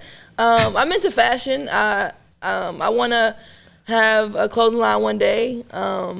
I want to do the runway. I want to do all that stuff. So I'm into that. I've been tapping into it as much as I can in the off season while maintaining being in the gym. And it's been fun because those are the things that I dreamed of doing as a kid, and I'm actually finally getting to meet certain people or have opportunities. And what's crazy is I was supposed to do the runway for Dolce & Gabbana, but COVID hit, and now it's virtual, and now I won't be able to walk. Oh, wow. That's a bummer. Just stuff like that. And then Fashion Week and stuff, like really getting noticed about that. So it's been fun. I'm enjoying it. Brielle still, I think she cracked up. Brielle, just your phrasing maybe is what it was. Yeah, it was the way you said it that was funny. Modeling clothes and Did you and Dee ever talk fashion? Not really. What? Yeah, she kind of seems maybe not the same lane, but kind of has like that. I don't know. It seems to have an interest in kind of like clothes. She has that runway like walk, that's for sure. Yeah. I know she wants to model. Okay. Probably like Victoria's Secret and stuff like that. And I know she was into that, but really commentating. She was Oh yeah, I seen her do a lot of those like at football games and all the interviewing and stuff. She interviewed me a few times actually. I think it was for 365. Yeah, I think it was actually. Yeah, I think it might have been. It might have been. What does LA give you more opportunities? What? I got on the Sparks and I just like it felt like I blew up a little bit. I got a lot of attention from being on the Sparks. I think it's because it's in LA. It has that kind of vibe. It's right next to the Lakers. Like the Sparks and the Lakers is kind of go hand in hand. So they have a big audience, and I think that helped a lot. So tomorrow, what do you wear? Tomorrow, what Auburn colors do you have on one side, or you like a split maybe jersey thing? A little bit of, I don't know. Is there even going to be any green and gold? Are you gonna? Well, she's gonna have that ring on, I know, right? Yeah. I'm definitely gonna. Can you stick that? Let me just kind of put it on. I know the camera's a little bit far away. You're gonna zoom. Look in at there. that. Boom. That is a huge ring. You see how I got the ring and I got the orange nails? Yeah. Did you beat that? Yeah. Oh, okay. There you go. He's gonna Yeah, get. I'm staying Put that up a neutral. little bit. You can put a zoom in on that a little bit. Sure thing. Let's see. Too shiny Take for your the time. cameras. Lord. Yeah. Oh, wow. Yeah, take your time. Take your time. Wow, that's pretty cool. That's amazing. Yeah, but she's right though. She's got the dueling colors already on for tomorrow's match. She does. She absolutely does. So, how much fun is it? Have you been able to watch him in person? What? There's no. Okay. Well, I went to the first game. Okay. Second game. And the third game. It's been all days. Oh yeah, pretty much. I think I only missed South Carolina and there's another one, but for the most part. Yeah. Now, what is it like? Because I know when parents watch their children, it's like, you almost like, it's not that some people like almost live through that, but it's interesting unless you've ever done that before. What's that like when you watch him? It's so different. It's so different because usually I don't really care. Like I've been in those situations, so I don't really get too nervous. But it's like actually being able to sit in the stands and not being on the floor. It's like you're not in control at all. Like like because I've been in situations, I'm used to being in control, and then sitting in the stands is like, oh my God, Sharif, and I get really excited. I didn't even know I had anxiety until watching him play. He's obviously dynamic, and I mean to get compared to Trae Young is pretty impressive. Yeah. We appreciate it. Paul, you have anything else? Craig, you recently signed with Jordan Brand. Yeah. Wow! Congratulations on Thank that. That's you. pretty cool. It is. It was very exciting, especially that it had to go through him. Oh yeah. So how does that work? So he has I'm pretty sure he has a team. They contact my father. And they went back and forth on, what they were trying to do, what they were looking for, and how I fit the brand that they were trying to come across. And then my dad kind of doesn't tell me things until it's final, so I had no idea until after I got out the bubble. And this whole thing has been happening since I was in the bubble. And I got out the bubble, and he was like, I think you got a Zoom call. He said, I think. I'm like, what? I got a Zoom call with who? What are you talking about? So then I got on a Zoom call, and they had a whole little PowerPoint of me, like, implemented in their brand, and kind of like, I don't even know how to explain it, but it was, like, all about me, and right, yeah. I was, how they would market you and that kind of thing. Stuff like that. And then the exciting part was the fact that they had to run that by Jordan, and he approved of it, and he wanted me to be a part of it. So I thought that was very prestigious, especially the fact that I was able to play in the first Jordan Brand Classic for women. Very cool. And we met him at the event, and he had Nicki Minaj perform, and it was just this big thing. And that was like one of my favorite moments in high school. And then I had one season in the bubble, and next thing you know, I got the opportunity to sign with Jordan, and I don't have to pay for Jordans no more. So. Yeah, a lot of people like, hey, can I get some Jordans? Right. I'm like, you get a pair, you get a pair, you get a pair. No, I remember when Corey Coleman, who played at Baylor, signed with Jordan initially, and he just like shoes out out the entire hallway and all that. But yeah, they sent a buku amount of boxes. Yeah. That's pretty cool. That's pretty cool. So I know how PGA players, when they're on tour and they go play, let's say it's in Atlanta or if it's in Dallas, and they get to the locker at the tournament, they have boxes of product. Mm-hmm. Is that kind of what you have sent constantly, just boxes of product to where you are? Okay. Yes, it's clothes, it's new clothes, it's clothes that's not out yet, it's clothes that they want to be out. You got to test them. It's fun. It's fun for me. I don't think. Do you get to tell them stuff you don't like? Yeah. Like you say, like this is not. You get rid of this thing. Yeah. It's not gonna work. I get to be very hands-on with the opinions on the clothes and the sneakers and how comfortable they are and what I like and don't like. Should it be shorter, longer, what texture? So yeah. I don't think everybody likes to do that, so I do. So I yeah, it kind of crosses over your interests, right? I mean, from basketball and then Jordan and then the design part of it as well. That's awesome. That's awesome. Congratulations. Thank you. We can't thank you enough. I know that you were, it's great. I reached out to you, and it's great that you were going to be in town. We'll get you in studio because this is kind of something. This right here wasn't here until like early September, right, Armstrong? Is that right? And we started this show in April, and of course we had you on when you were at Baylor. Before elsewhere, but it's great to have you in studio. Yeah, this is my first time here. It looks cool. And we got to get eventually we're going to get like progress. We'll get one of you, like you can model something. We'll get one of those Jordan brand, like a Taya Cooper frame picture up here on the wall. Love it. Look at y'all already marketing. I love it. That's what we do. That's what we do. So tell us about Brielle. Brielle, oh my gosh. This is it. This is your opportunity right here. I met her at Tennessee. I spent my freshman year there, and that's when I met her. And what was I needed my hair done or something. You knew Mimi? She knew a player on the team, and she was getting her hair done, and I needed my hair done. And then we ended up being friends ever since. So that's awesome. And it's crazy because everywhere I've been, somehow she's ended up there. Somehow. Really? Yeah, I went to South Carolina. Somehow she got a job in South Carolina. Then I moved to Baylor, and then she got a job in Dallas. So we just been somehow connected in a way. Well, Bree didn't tell you she's now the executive vice president of Jordan Brand as well. So. Right. Yeah. She has a twin sister, too, so it's like 3 of us. That's awesome. That's awesome, yeah. Hey, thank you very much for being here. And we'll see you tomorrow at the game. And good luck to Sharif. Thank you. Hope he plays well. And yeah. I hope he has a triple-double and Baylor wins by 1 or something. Yeah, that's good. Yeah. That's awesome. That'll do. Brielle, thank you as well for being here. And Taya, thank you so much for being here. And I love what you did at Baylor and also what you're doing now. Good luck, okay? Thank you so much. Taya Cooper with us in studio on SicEm365 Radio. Coming up next, Dan Skipper. Once played for the Cowboys. He's been with other schools, teams. In fact, won a Super Bowl with the Patriots. He's now a part of the Detroit Lions, and he played at Arkansas under Baylor's new offensive line coach, Eric Mateos. He's next on SicEm365 Radio. Riverbend Liquor and Wine, a hidden gem in Waco, Lakeshore Drive and North 19th Street. Great drive-through window they've got there. Sometimes you go to a drive-through, it takes forever to get what you want. You go up, you tell them what you want, they have it lickety-split, you pay, you're on your way faster than pretty much anything you can imagine. Plus, great varieties of things, whether it's balconies, craft beer. They've got craft beer like you would not believe either. Spirits, wine, anything you want. Great customer service, great staff, great everything at Riverbend Liquor and Wine. Find out more about them on their Facebook and Instagram pages, or just pop on by Lakeshore Drive at North 19th Street in Waco.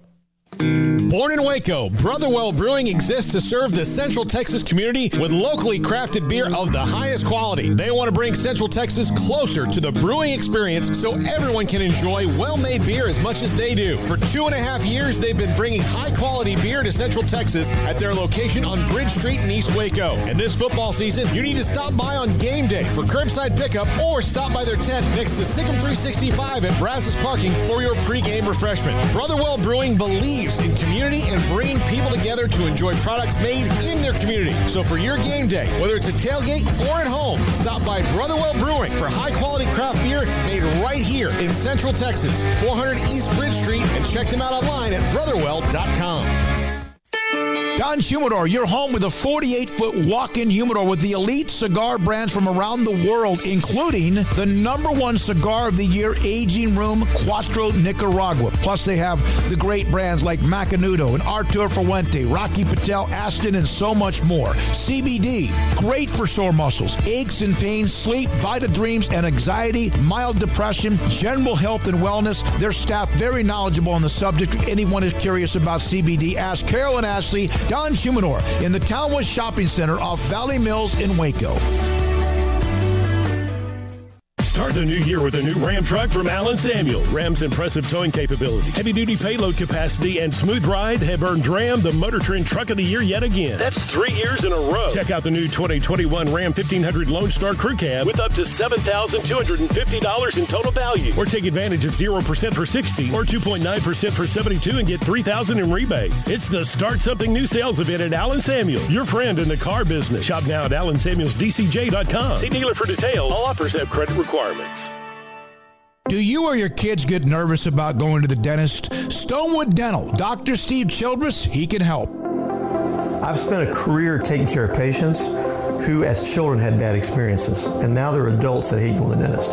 If I get a kid at 3 years old and they come every 6 months and it's a happy experience, it's normal for them. Now they have an accident at 6 or 7 or 8 at school. Now they have a broken tooth or a trauma, and they have to come here. They're used to lights, they're used to water in their mouth, they're used to experience, they already trust us. It's amazing what we can do with that kid without it being a negative thing. But if I see a 6 or 7 or 8 year old that's never been to the dentist, and now they have a trauma or an unfortunate unexpected toothache, it's harder to do that for that kid and it not be somewhat of a negative experience. So bottom line is I try to teach kids and adults and teenagers and everybody the way I'd want my family treated, which is where it's a necessary part of life. You just take care of it. It doesn't have to be that big a deal. Learn more, stonewood-dental.com. When we moved to Texas, we were like fish out of water. We didn't know anyone in our neighborhood until our Texas Farm Bureau insurance agent came to the house. She was so helpful and reassuring, a friendly face with that Texan hospitality I'd heard about. When we purchased a Texas Farm Bureau insurance policy, we knew we were making the right choice. We knew our family would be protected.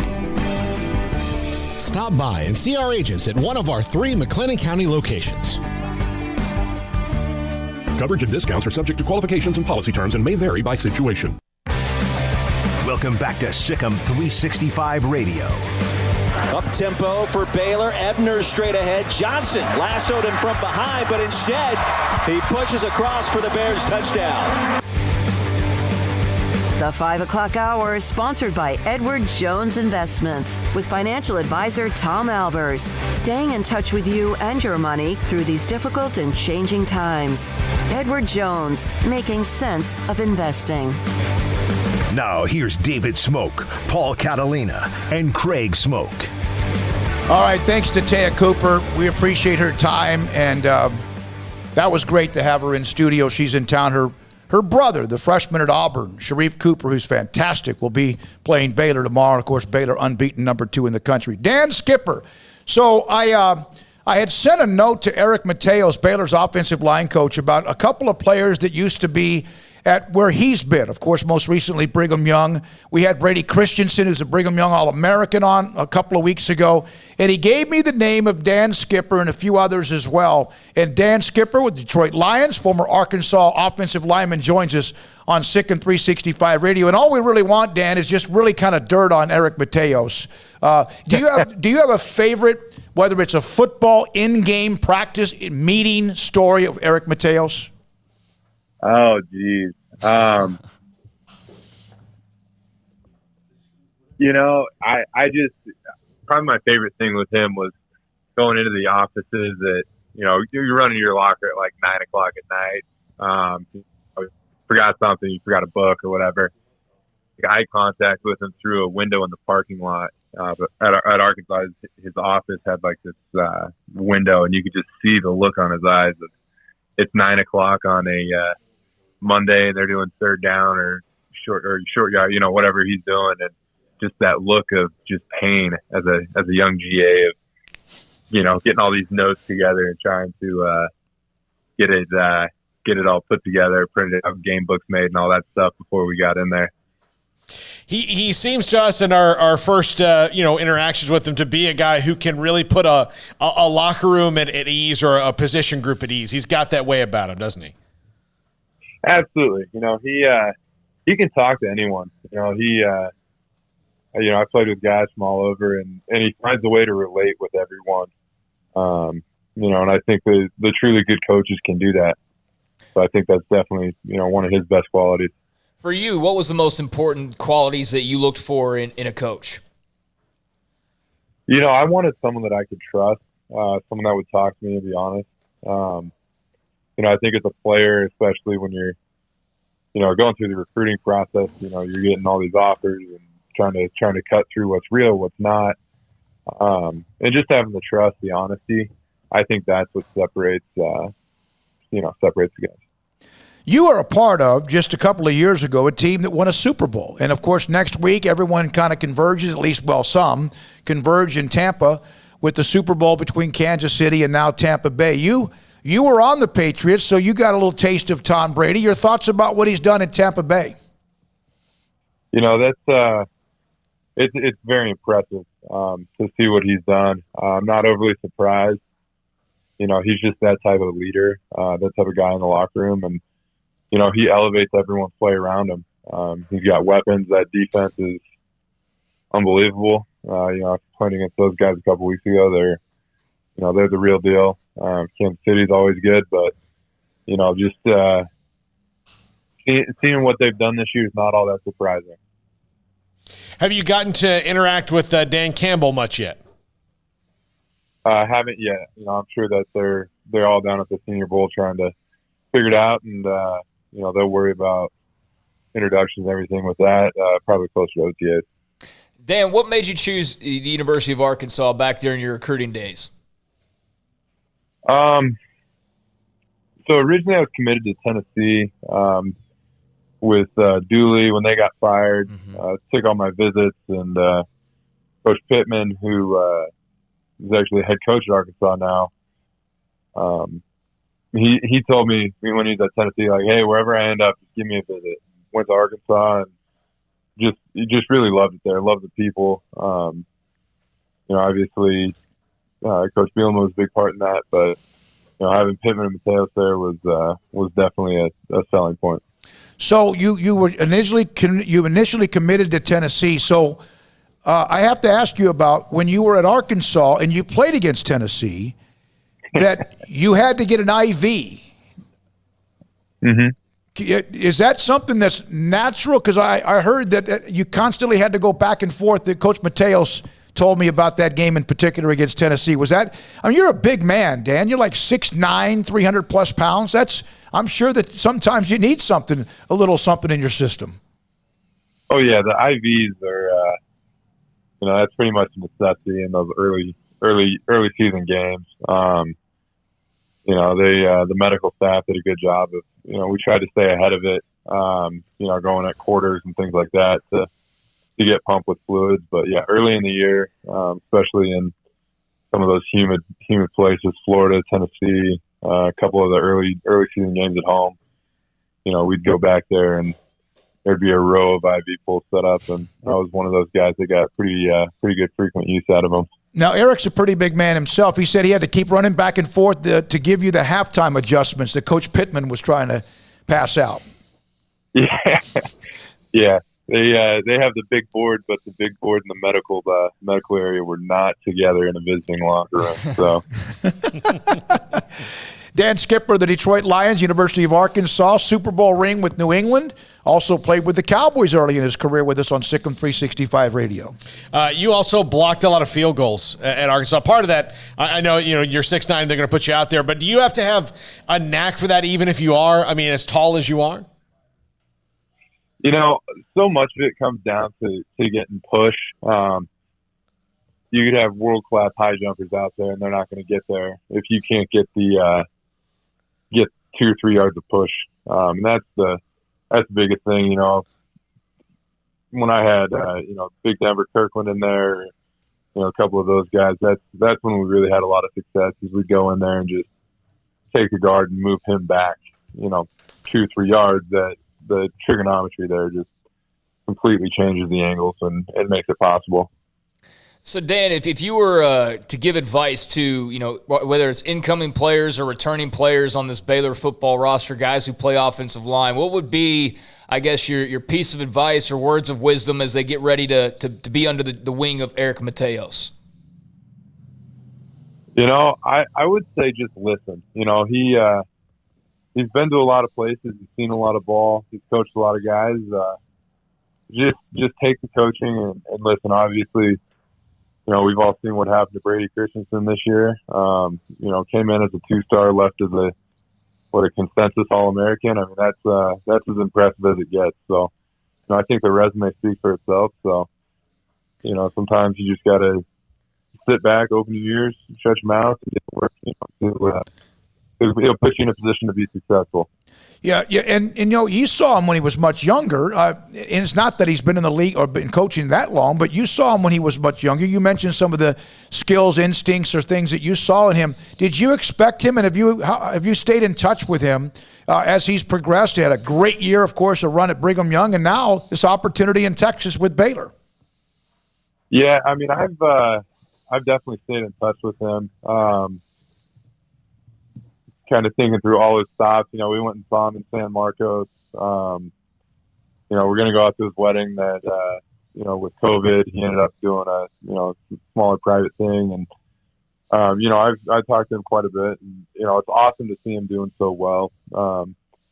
He's always been, one of my favorites, and he's just an unbelievable coach too. That's the biggest thing is the guy can coach. So, they got a great hire, and, obviously the Iran ties and everything else, like that staff is going to do a heck of a job there.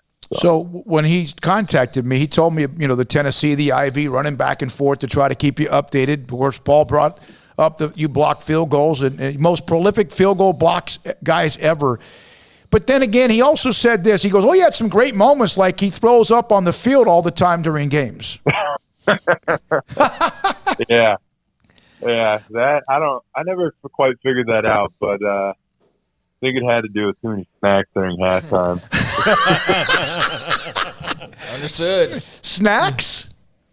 Yeah, those college halftimes, they're like, 24 minutes or something? Yeah. Uh-huh. I mean, you sit down in that chair for a couple, table of PB&Js, a couple protein bars. Next thing you know, you're a little full, and you got to go back out there and go again. Halfway through that first drive, you're like, ooh, maybe had one too many PB&Js here, a couple too many orange slices. And in the NFL, it's like, 12, 15 minutes? It's even less. Yeah, the NFL is rolling, so you don't really get a whole lot of food during that one, which I like. Those college, you get tight, you get stiff. When the NFL, you get up there, grab a quick stinger bar or like half PB&J, sip of water, make the adjustments, and get back out to playing. Dan Skipper, the Detroit Lions, with us on SicEm365 I was picturing Radio. the NFL halftime, though, because it is so quick of, like, the coach going, if anybody has to go to the bathroom, go right now. I've got some things to say. Go, go, go. Like you're on a car trip. There's a reason everyone's sprinting up there. I always wonder why some guys are running fast, like totally, as fast as they can, and some guys are just kind of gingerly walking back. So now it all makes sense. Yeah, that's awesome. Yeah. It's what's cool about Detroit is there's two ways to get up there. So, the guys that take the tunnel are kind of out of the way, but if you're on them stairs, you better be rolling.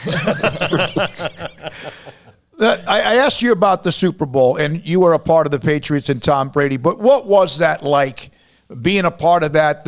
What was it like? And I know the intensity of what the focus is with a Belichick coach team, but to be a part of that week, is there any kind of, and it's different because teams, I don't know if you heard this, Dan, but they're not getting in until Friday and Saturday this weekend. Next weekend, for the game, because of just trying to stay as far away as possible and because of COVID. What was a couple of things that you would suggest or advice you would give anybody that's about to be a part of a Super Bowl week? I mean, I guess the biggest thing with how coach and the team handled that was, it was strictly a business trip, so I don't think it really changes much, not going in there Monday. You go in, you do what you have to do. I think it'll be good for the players, especially to not have to do the whole media circus and all that stuff. You show up, you play the game, so it's closer to a game week. So I expect it to be, a better quality of game almost, because there's so many distractions of that week, so many people, there's, the security everywhere you go, you got to have your ID and this and that. It's, it's kind of a zoo, but, as much as you can take off the front end of that, I think it's awesome, and I think it's great for the players to go down there. Obviously, from a fan perspective, not as fun. You don't get the Jimmy Kimmel interviews and all those sorts of fun things. But I think just going down there and sticking to business is, as a player, I think that's ideal, honestly. You were a part of Media Day, weren't you? No, so we didn't have to. So I was only on the practice squad. Okay. Okay. So we didn't have to go to any of that stuff. Well, so you're lucky. They kept us, out of light. You're in the hotel. And that's the thing that, there's no distractions. Right. So that's, with that franchise, they tried to eliminate all that stuff.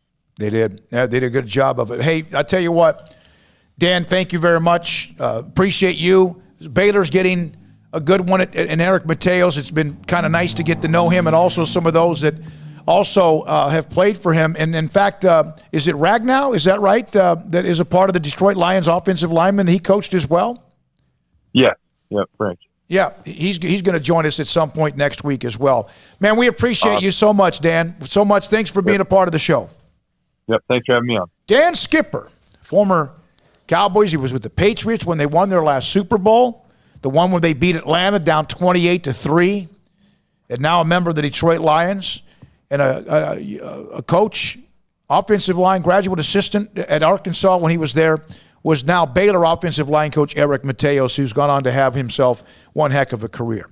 All right, when we come back, we'll continue with a couple of notes. Again, look ahead to tomorrow's game, Baylor and Auburn, 3 o'clock, Lady Bears Sunday at Iowa State. That's a quick turnaround after they just played them what seemed like a couple of weekends ago, and they've now lost twice to Iowa State to end last year on that controversial foul on D.D. Richards and free throws, and then this year when they had come back from a break and they got taken to the cleaners a little bit as far as early on and had to kind of come back and had a chance to win that game but didn't work out.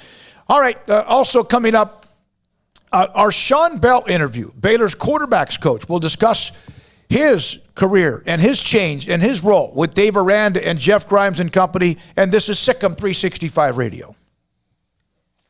Richard Carr, Buick GMC Cadillac. They've got their summer savings event going on, or not summer savings event, excuse me, the New Year New Deal savings event going on right now. They've had so many deals that I get them mixed up, and plus it's been a weird year, and I don't know what month we're in. But looking over my notes here, we are in January. It's a new year. It's 2021. And that New Year, New Ride savings event at Richard Carr is in full force. Right now, you can save $8,500 on 2021 GMC Sierras.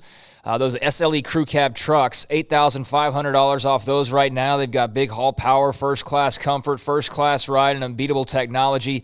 Sierra's the best truck on the road. Maybe you're looking for a top-of-the-line midsize SUV. Well, Richard Carr's offering $6,250 off a 2021 GMC Terrain. You can save $4,500 off on the stylish, intelligent, and nimble 2021 Buick Encore GX, which includes on-the-go Alexa technology. And during the New Year New Ride Savings event, all pre-owned cars and trucks are priced to move, with amazing deals all over the lot, including cars and SUVs for under $137 a month for qualified buyers. So if your credit stinks like 2020 did, well, it's 2021 now. It's a new year, and 100% credit approval is Richard Carr's goal. So bring your tax refund or your stimulus check and let them stimulate your stimulus with even bigger savings that will pay off for years. Go to Richard Carr Motors today for details and a test drive, or log on to richardcarr.com now. That's KARR.com, and have them bring the test drive to you. Make 2021 the best year ever, starting with a new car or truck during the New Year New Ride Savings event at Richard Carr.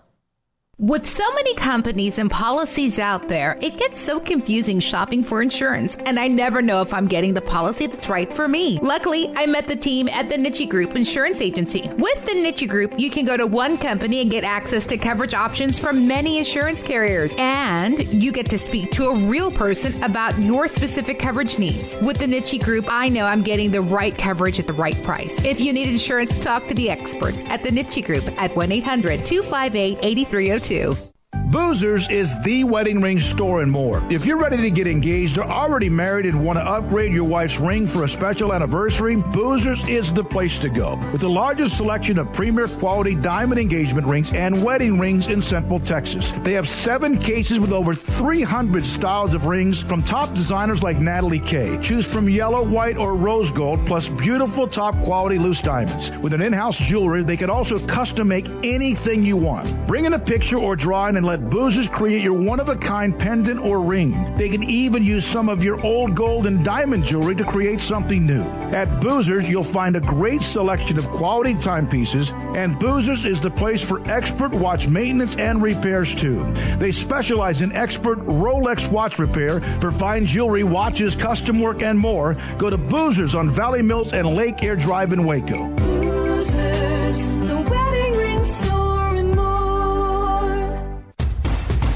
Hey, this is Bryce Petty, former starting quarterback and 2-time Big 12 champion, and I know firsthand the importance of being in top shape both on and off the field. So listen up, men. If you're feeling beat down day in and day out and looking for that high-performance edge that separates the men from the boys, then look no further than the Petty Clinic Low T in Waco. Petty Clinic is a comprehensive men's healthcare clinic with an atmosphere catering to men. Board-certified Dr. Kent Petty has a special interest in offering the highest quality medical care to men of all ages. Some of the services offered include screening and treatment for low testosterone or thyroid, infertility, high blood pressure, diabetes, high cholesterol, sleep apnea, while offering comprehensive wellness exams and complete men's health lab panels. High performance men, remember, it's not just a Petty thing. This is Bryce Petty, encouraging you to reach out and Google search Petty Clinic Low T or go to pettycliniclowt.com and get your complimentary lab screening today.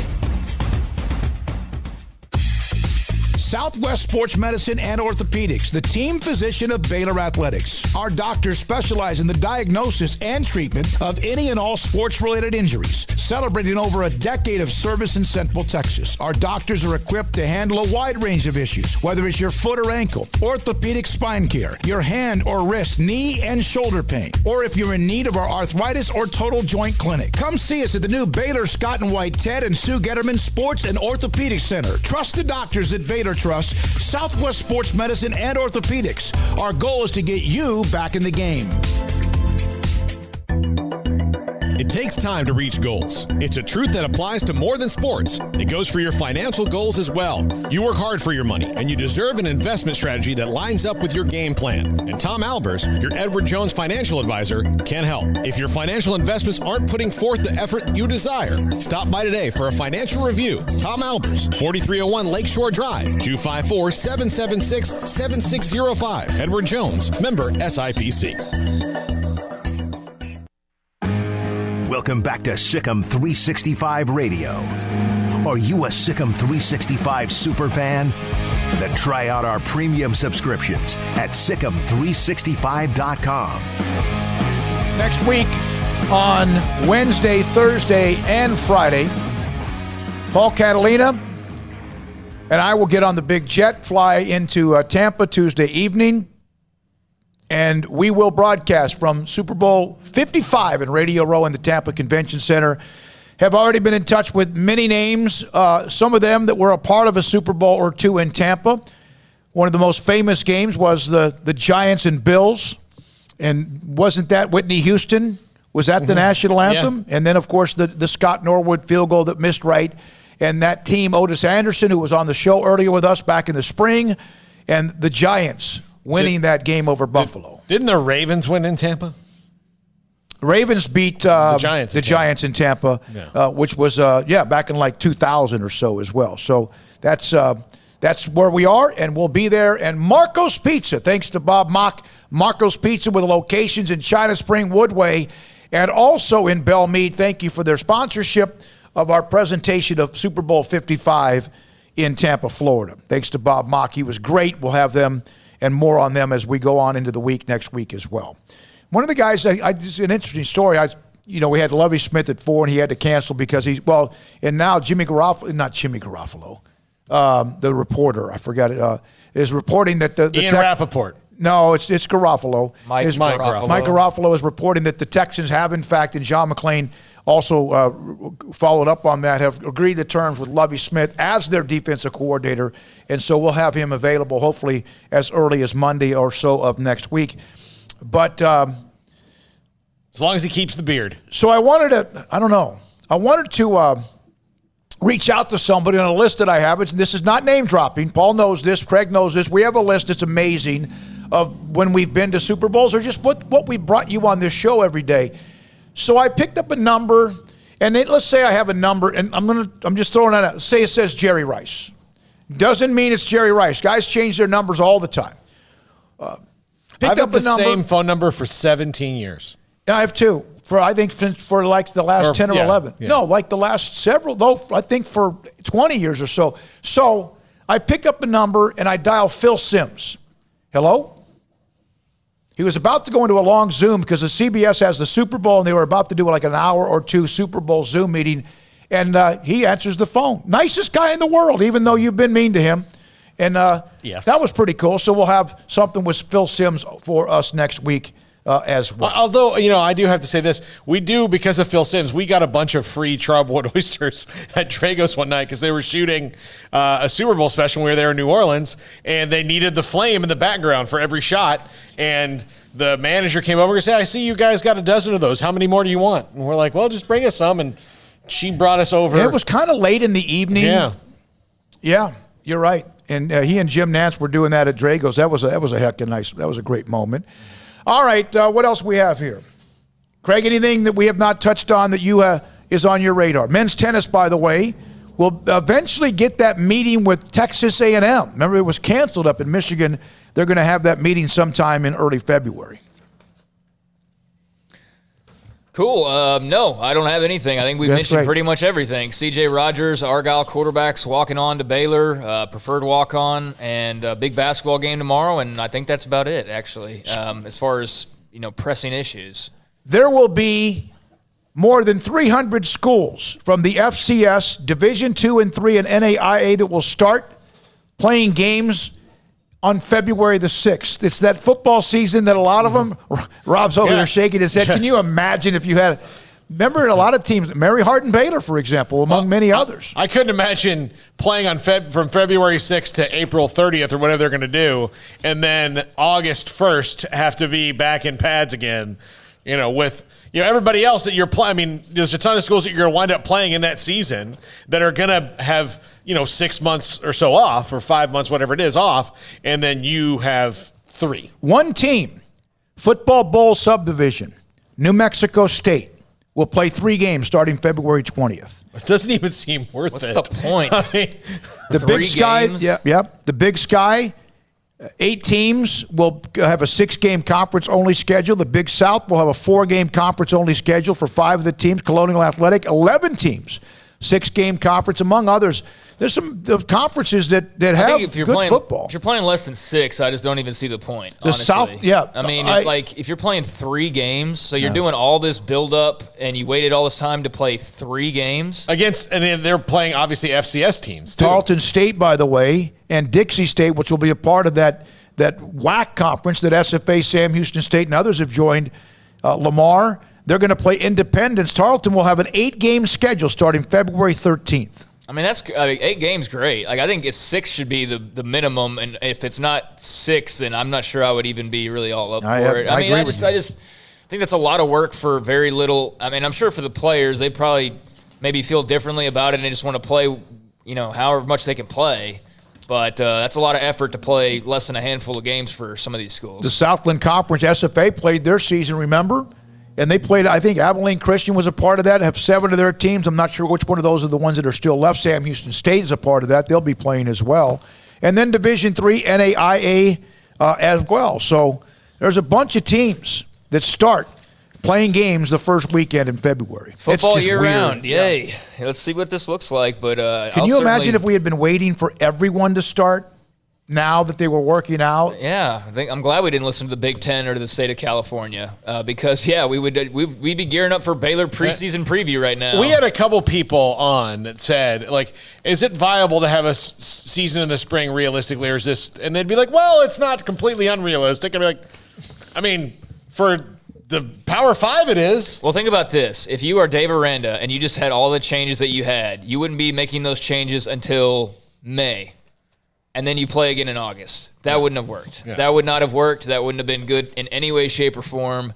So it worked out the way it needed to for, I think, everybody that typically plays in the fall. Now, for these other schools, hey, I mean, what do they have to lose? None of them are like big, power, prestigious programs, and so it's not as though like they're being left out or anything like that. Hell, I think most people probably just see them on maybe flipping through the channels and think that Dixie State always plays during the spring. I mean, really? Yeah. So I think for those schools, it's probably a good thing, but it would have been a disaster for the D1s. There's no way you could have done that to have to regroup and relook at your program and then make changes. I just don't see how that could have been done. Two real quick fiery stories, Baylor. C.J. Rogers, quarterback at Argyle, has committed to preferred walk-on. Also, I just went blank at another one. Gosh, dog, I'm sorry. The Texas and Kentucky game, it's a Big 12 note, has been canceled for this weekend. And Jordan Jenkins, the running back who signed back in December from Lindale, was named the 4A Built Ford Tough Player of the Year. When we come back, Sean Bell, Baylor quarterback. You want to talk about a guy that takes an infusion of Baylor in his veins, his blood, his bones, his soul. Wait till you hear what he has to say. Baylor quarterbacks coach Sean Bell is coming up next. Fall in love with a new vehicle for less at Allen Samuels with incredible deals like a 2021 Jeep Cherokee Latitude Plus or Lux with $6,750 in values, or a 2021 Jeep Grand Cherokee Laredo for $4,250 in values. There's a reason why Jeep has so many accolades. So come see for yourself and save at AllenSamuels.com. It's the Start Something New sales event at Allen Samuels, your friend in the car business. AllenSamuelsDCJ.com.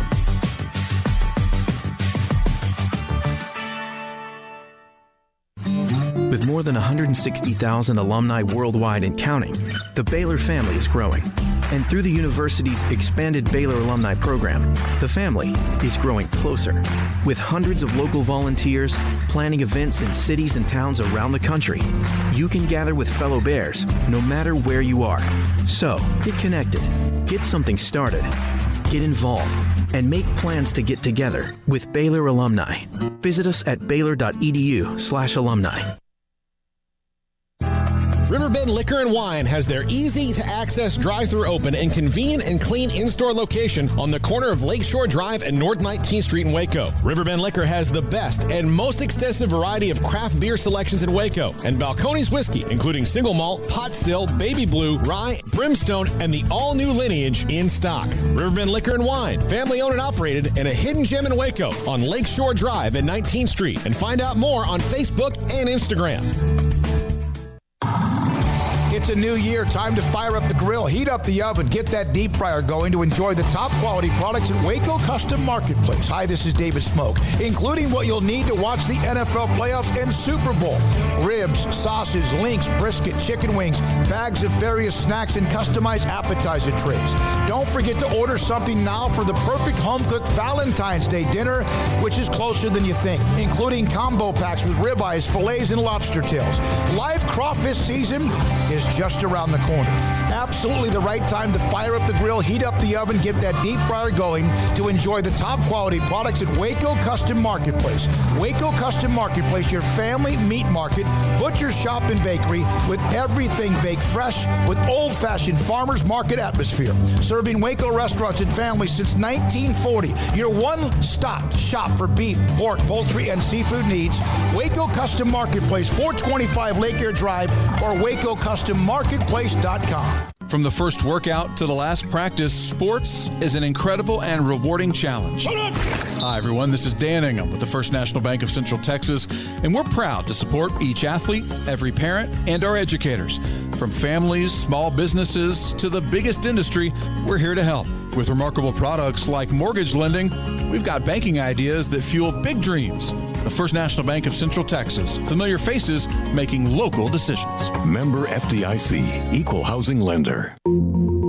Learning to navigate life in the COVID-19 world has been a struggle, and where and how to get tested has been one of the biggest challenges. Impact Health Labs has your answer. If you need mass testing for your office, church, dormitory, or school, Impact Health Labs is who to call. They will come to you, conduct the testing at your location, and have the test back within 24 hours. Most major insurance accepted, meaning your out-of-pocket cost is low. So no more waiting by the phone for days to find out the results. Impact Health Labs was founded by 3 Army licensed and credentialed medical professionals.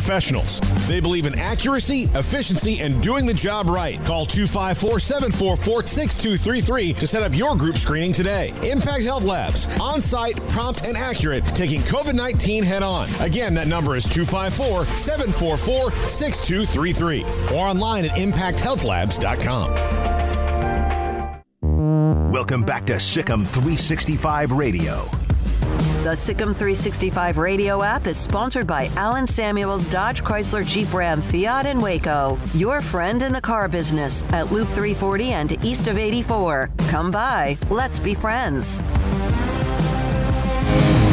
Here we go, this 5 o'clock hour. RG3 was about an hour ago, so why not another former Baylor quarterback, right? And Sean Bell, who's now their quarterback's coach, China Springs' very own, joins us on SicEm365 Radio. Craig Smoak, Paul Catalina, and David Smoak. Hey, man, we haven't talked to you in a long, long time, so let's discuss the opportunity as a quarterback's coach. How did that go about with Dave Aranda? What were the discussions like? And your thoughts about the role you have? Well, first off, Smoak, thanks for having me on. It's always a privilege, and enjoy visiting with you guys. But yeah, it was definitely a exciting opportunity. I think Coach Aranda had a vision for where he saw this program going and the changes he wanted to go and what direction exactly he wanted to go. And so I was at the house one day. He and I have been talking throughout the break, and he gave me a call and said, let's talk through this, let's talk through that. And one of those things was, he wanted me to have the opportunity to visit with Coach Grimes, and he kind of laid out his vision for what he wanted our offense to look like and who the leader of that offense could possibly be, and Coach Grimes. And he said, but hey, I want to make sure this is a good fit for him, a good fit for you, a good fit for everybody before we make this thing official. And so I'm sure I'm sure you've spoken with Coach Grimes, and then Coach Grimes and I got on FaceTime, and just really had a chance to get to know each other first, talked about philosophy and family and really who we are as people, and I thought that was a tremendous fit. And then we started talking offensively, and what the quarterback position entails, what that what a quarterback coach entails, and what our offense would look like, what I would want it to look like, what he would want it to look like, and just really felt at peace about that. And obviously, I think he did as well. And so, after we talked, I got back on the phone with Coach Aranda, and we talked through some things, what I thought, and then I'm assuming he did the same with Coach Grimes. And so that night we visited some more at length, and the next day he was announced, and just really excited for the opportunity. It's a blessing and something I take a lot of pride in, and just can't say enough about Coach Grimes and the direction of this offense, and also Coach Aranda and his vision for what we're going to be. You are getting to coach a position that you actually played now, and a lot about quarterback position, but coaching offensive line and tight ends, how will that inform you now as a quarterback's coach with the knowledge that you've gained over the last few years? Yeah, my first year here, I was with the quarterbacks. I was, I guess underneath Coach Thomas and worked alongside them and got to really be involved in that. But I think the last, 3 years of not coaching quarterbacks has just evolved me as a overall, philosopher of offense. And so, to understand how the offensive line works with protection, obviously that's going to be a huge asset from the tight end room, being, understand the passing game and the run game. But so it's where I've always wanted to be. And people have always asked me, I was offensive line for 2 years and tight end last year. And they'd always, guys on staff would say, you're a quarterback guy. You need to be with the quarterbacks. You need to be with the quarterbacks. And that's something that obviously I'm passionate about. But I definitely think that those 3 years of experience have prepared me to see things in other light and have a great understanding of what those guys need and kind of put the puzzle together, not just knowing my position, but ultimately, what the entire offense should look like. Sean, how would you describe your philosophy on offense? Well, I think my philosophy is Coach Grimes' philosophy. Good answer. There you go. How does that overall philosophy work? Yeah, I think as you get to know and as you get to see this year, I think you're going to see an attacking offense that is going to do a lot of different things, a lot of different ways, and then use more misdirection than anybody else. And so I think on offense, you got to keep people on your heels. Ultimately, I think it's about putting the ball in the playmaker's hands. And so as a quarterback coach, that's what we talk about is, hey, we're going to make plays with our feet. We're going to be athletes, but ultimately we've got guys, and especially with our team coming back, that we've got to put the ball in their hands to make plays. And so that's kind of what the position entails. And so I think, as we dial into this offense and we head into spring and the summer and prepare and head into the fall, I think you're going to be pleased with exactly what that looks like. But I think Coach Grimes said it best in our very first meeting, and our job is to score points. And so, until Coach Aranda tells us to slow down, we're gonna be scoring points and as fast as we possibly can, and at a rate as much as we can. And so, I like that attacking mindset. You almost had a chance to call plays, and I don't know if it was the Oklahoma State game or one of the home games. And when COVID hit the coaching staff, and then of course you yourself couldn't be there, was that going to be kind of an interesting opportunity for you? You've called plays as a high school coach, but was that something you look forward to? Yeah, it was an interesting 24 hours to say the least. I was sent home under the impression that I had COVID, and then brought back because my test was not COVID positive, and then the next one I hit, and so it was it was a roller coaster of emotion, and I was looking forward to that, and I was excited. And anytime I look forward to any chance to go compete, and it was a great opportunity. But at the same time, I think everything happens for a reason, and so I wasn't meant to be at that game. And I was really excited for Coach Juice, Coach Justin Johnson, our running back coach, and I was very supportive in him and talking to him, and so it was definitely, I've never experienced anything like watching a game I'm coaching in from the back porch. That was definitely different for anything I've ever been a part of. But yeah, it was an interesting time, Smoke. It was 2020, I think as a whole was definitely interesting. So Sean Bell, Baylor quarterbacks coach, with us on SicEm365 Radio. Paul, you've got. Is it fair to say you've got youth in the room or inexperience, or do you feel like you have more experience than may be at the surface?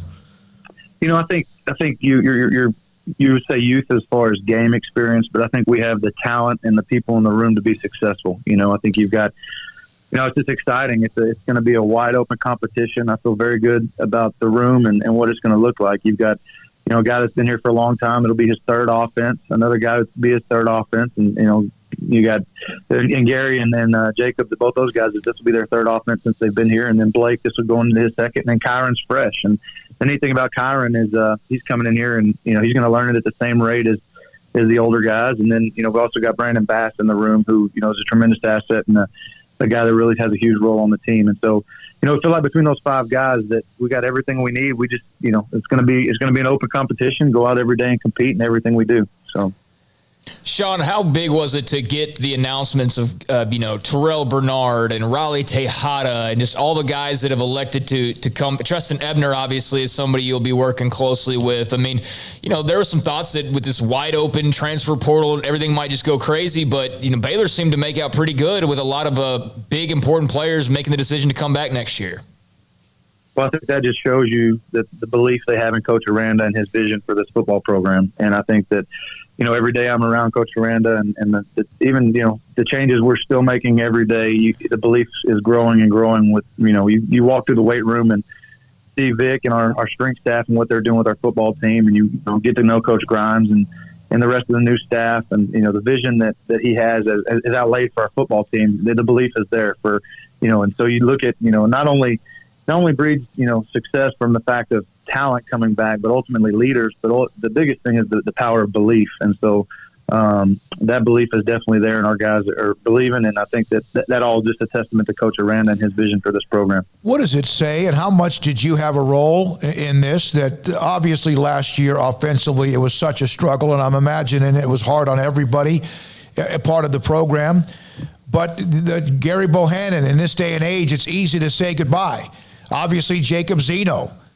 Charlie did. He eventually left. He's in Utah now. What does it say about Gary and Jacob that they said, you know what, we're gonna get our opportunity. Let's be patient, even though I'm sure it was hard.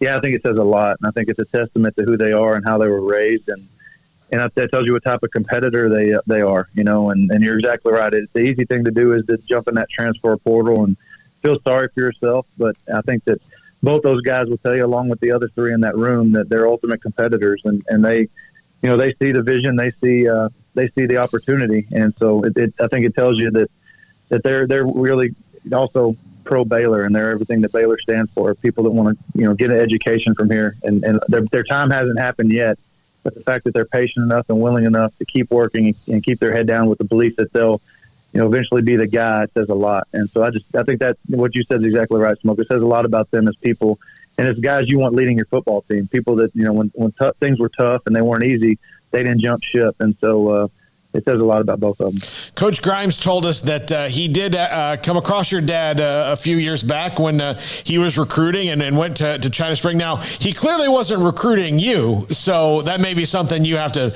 take up with him later. It might be a problem. You might have to take that out in a meeting, but it is. Does it weird that you have such a small world where you're all of a sudden hired by a guy who years before made his way through China Spring? Yeah, I think that's just the coaching world. And I think, it's amazing there are guys that worked with him at BYU that I'm close with that before I even knew this was a possibility, it spoke so highly of Coach Grimes. And unfortunately, I think he's also, said the same. There's people that are in my circle that he's talked to about me. And so, that's kind of the world of coaching. You find out where somebody's at, and you usually are pretty close with them in some capacity, whether it be, somebody they've coached with or somebody they ran across in the high school ranks or something like that. So that's kind of this business. It's pretty neat. You talked about Coach Grimes. What have been your impressions of Eric Mateos and Chancey Stuckey also being a part of the new offensive staff? Well, when that first conversation that Coach Grimes and I had, the number one thing we talked about was cohesiveness within the offensive staff, and I think ultimately that's what he felt comfortable with after our conversation, and I know I felt the same with him. But that's what I feel when I'm in that room with Coach Grimes, Coach Johnson, who's returning, and then Coach Stuckey and Coach Mateos is that cohesiveness. I mean, we're guys that ultimately want what's best for Baylor, ultimately are going to be driven to do what's best for our student athletes first, but then also at the same time, we're going to win football games. And so it's nice to sit in a room, be around guys that have this, same mindset, the same beliefs. They have their own coaching style, but they're guys you really enjoy being around, and you just see the energy level of both of those guys specifically. I mean, Coach Stuckey's a guy that's obviously played at a very high level and has a ton of knowledge, but ultimately a guy that, you look at and you go, man, I'd love for my son to play for him one day. And Coach Mateos the same. He's now in a room that I once stood in, and I'm just so excited for those guys to have him in there and the relationship that he's already started building and the motivation that he's providing for that room. I'm just excited about it. And so I think that the word cohesiveness just jumps out because I think, us five guys in that room together, you can feel it. And I felt it the first day, and it's just continued to grow every day we're in there together. When Coach Aranda made the change and changed the staff and Fedora, Munoz, and eventually Wickline, and you knew about Fedora and Munoz, those were that's the first level. Was there a part of you, Sean, or was there enough time to even have any thinking in your head that you wanted to be the offensive coordinator? Well, I think as a competitor, I think anybody would tell you they always want to coach and be at the highest possible position they can be at. But, my conversations with Coach Aranda is, number one, I'm Team Aranda, and I'm Coach Aranda. Whatever vision he has for this program is the same vision I have. And so, I kind of conveyed that to him. And so whatever that role may be, whatever role you feel that to be, I'm headed in that same direction as you. And so ultimately, I think, there's egos in this profession, but ultimately my loyalty to Dave Aranda and my loyalty to Baylor comes way before my ego. I promise you that. And so ultimately, just excited for the opportunity I'm at. And I think when you look at what Coach Aranda saw when he made this hire in Coach Grimes, to number one, the type of person he is, number two, the type of offense he runs, it's something that I just am so thrilled every day I walk in that offensive staff room to look at and learn from, how to live your life as a human being. And then also offensively, his philosophy is something that I believe in, but haven't been around much. The run game that we're incorporating, some of the passing game, the vertical threats that we're going to use. And so to learn from him is just another opportunity for me to grow. And so I'm just so excited for that. And so, like I said, I think that's just a testament to Coach Aranda, his vision, and I've got all the faith in the world in the direction we're headed. Coach Grimes still happy to be back in the state of Texas? Yeah, I think so. I can't put in enough plugs for China Spring. He's probably tired of me.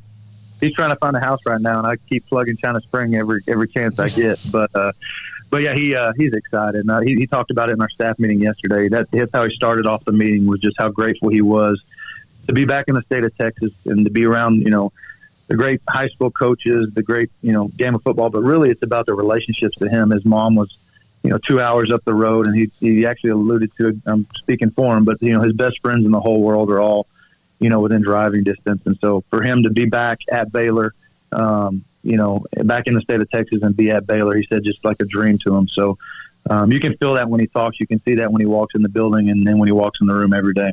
Sean, I know this is a bit off topic, but you brought up China Spring, and I don't know when we'll talk to you again, so I have to ask you about what you thought of your brother Brian and the season that they had. Is obviously an incredible run for the Cougars.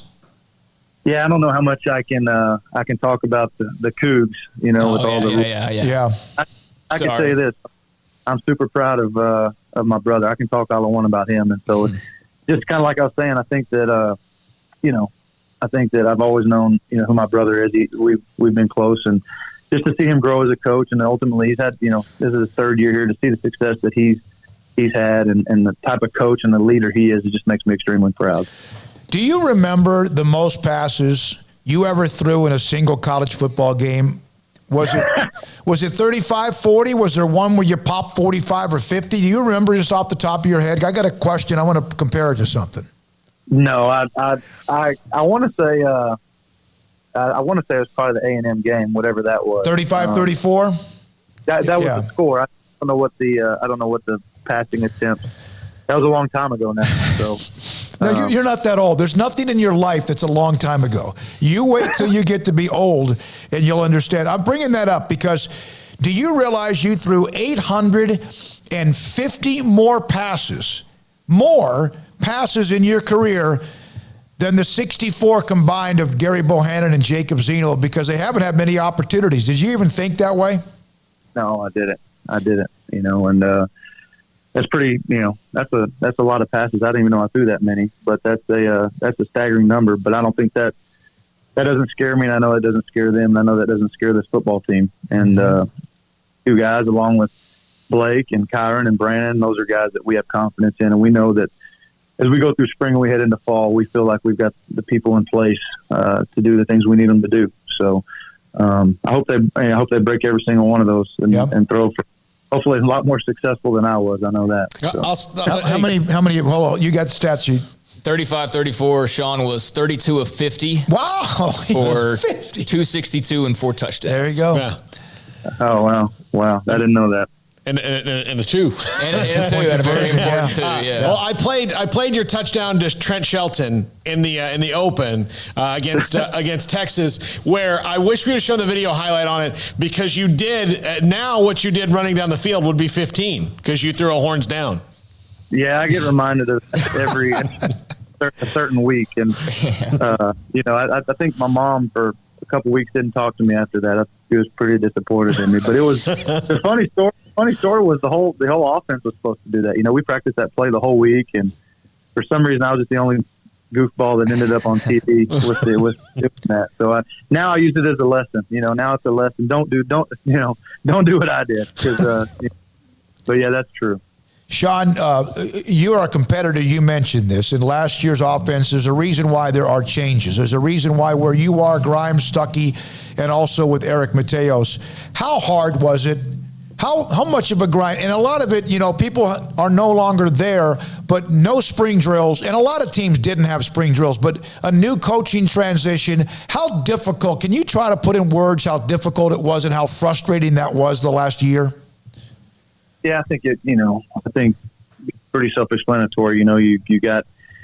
You're dealing with just so many different things. And I think the biggest thing was just not the ability to not be around, and not be, the relationship piece. And so as a staff, we've made a commitment as we go into 2021, is that's the number one thing, is we're going to develop our players as people first and build relationships with them. And we feel like better people make better players. And so the more we can be around them, the better we can, develop them as people, the better player they're going to be. So it's not, Smoak, it's really not about the X's and O's. It's really not. It's about culture. It's about, belief. It's about all those things that Coach Aranda's preaching to our team every day. And so that's really the emphasis. There wasn't one play last year that we called that caused us to be a bad offense or unsuccessful on offense. And, there's a million different things we could point fingers at this and that, but all we can do is build on what's for 2021. And it starts with, our relationship with our players and developing them as people. And then we believe that's going to make them the best players they can be.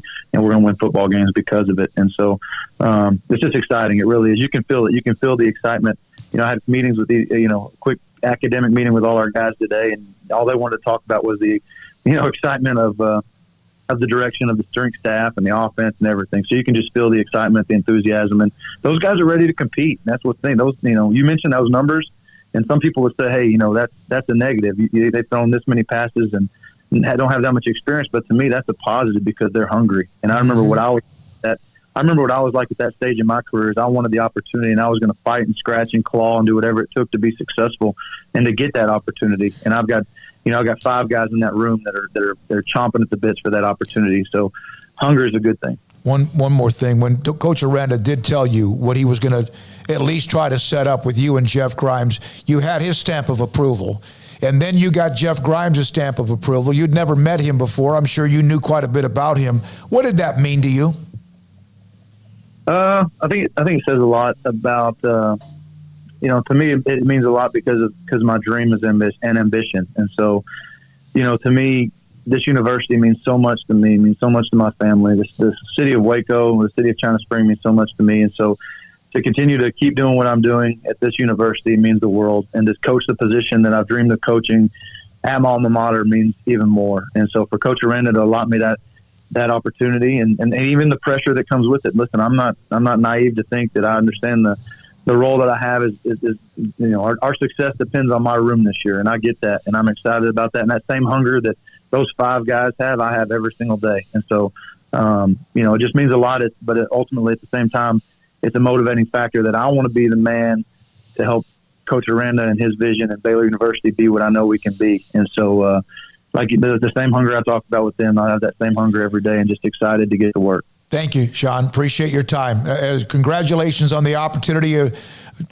Maybe trade a text or two during a little bit of it, but first time we've had a chance to hear from you, and we appreciate you giving us this kind of time. Thank you, Smoke. You have a good one, man. I appreciate you having me on. Sean Bell, you see quarterbacks, those. You see those sometimes on Twitter or whatever. Find somebody that looks at you the way Sean Bell loves Baylor, right? Yeah. As far as he is absolutely saturated with Baylor, no question. All right, so here we go to close out yet another week with Paul's 5 at 5:55. All right, the top 5 at 5:55 today from a Twitter suggestion from our own Deontay Epps, and I will take as many Twitter suggestions. We had to back him up for a couple weeks, but Friday is going to be mostly like fan Twitter suggestion or fun Friday stuff. Last week we had Henry Aaron die, so we kind of pushed it back. But this is top 5 Marvel Cinematic Universe films. Craig, I would like your opinion on this. Smokey, you've probably not seen many of these, if any of them all. But if you feel free to chime in when you do. Number 5, Guardians of the Galaxy. One of my favorites. Hilarious movie. Really good. Really unexpected it was this good. What's the title of this again? 5 Marvel Cinematic Universe films. films. Right. So with WandaVision now on Disney Plus, I thought this might be good as we're in the episode 4 of WandaVision now. Number 4, Avengers Endgame. This is a little lower down the list than maybe most people have it because it was the conglomeration of everything. Armstrong, feel free to chime in as well. I'm just looking at Smokey's confused face. Yeah. There was so. Can you imagine him trying to wrap his head around the Marvel Cinematic Universe? I can't imagine him watching Endgame and understanding at all what is going on. This was the most spirited, the most spirited debate we've ever had about a top 5. Happened today. You guys? Yeah, with all the coming up with the folks here today. Number 3, Spider-Man: Homecoming. Smokey, you've heard of Spider-Man? You know Spider-Man? Yeah. This This has to go onto YouTube just for that right after the show. Make sure this one I gets like put up. Spider-Man. That was always cool. Does he do? Is it still webs or is it like weapons now? No, it's webs. No, it's webs. Right. Spider-Man jumps out with a machine gun. Number 2, Captain America: Civil War. That's the guy in red, white, and blue. Yeah, and he and Iron Man are clashing in this. You know Iron Man, correct? Okay, yeah, you're familiar with that.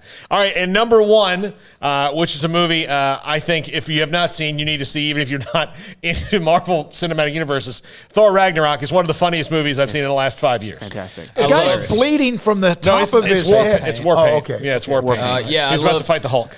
I love Thor Ragnarok. I thought it was hilarious. I don't know I've never put together an order of the MCU movies. I thought Black Panther was really, really good. Mm-hmm.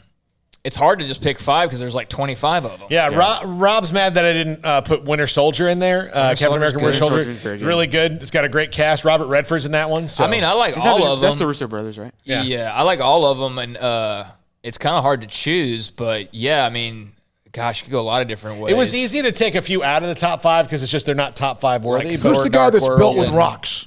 That's the thing. Okay. He'll be coming in soon. Okay. Yeah. Or that's Korg, actually. Yeah, Korg. Korg. Korg in Thor Ragnarok. Yeah, Korg. Yeah, played by the director, Taika Waititi. I really liked the Guardians, both of those. Those were great. The new Spider-Mans are really good. I didn't like the second one as much as the Homecoming, though, or Far From Home. I liked Far From Home. I just didn't like it as much as Homecoming.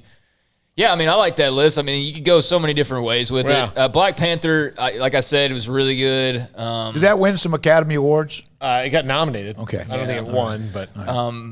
But yeah, I mean, those things are all over TV now too. Like the Turner networks play Marvel movies all the time. But yeah, I mean, you could, if you've never started getting into them, you can watch them in order. You got like 20 plus movies can roll through, and it's all connected. It's pretty cool. You never sent me your username and password to watch Denzel's new movie. You pretend like I didn't exist the other day. I'm seeing not great reviews on it early. Yeah. Really? Yeah, unfortunately. Hey, before we go, I have this. Jack sent me this to me.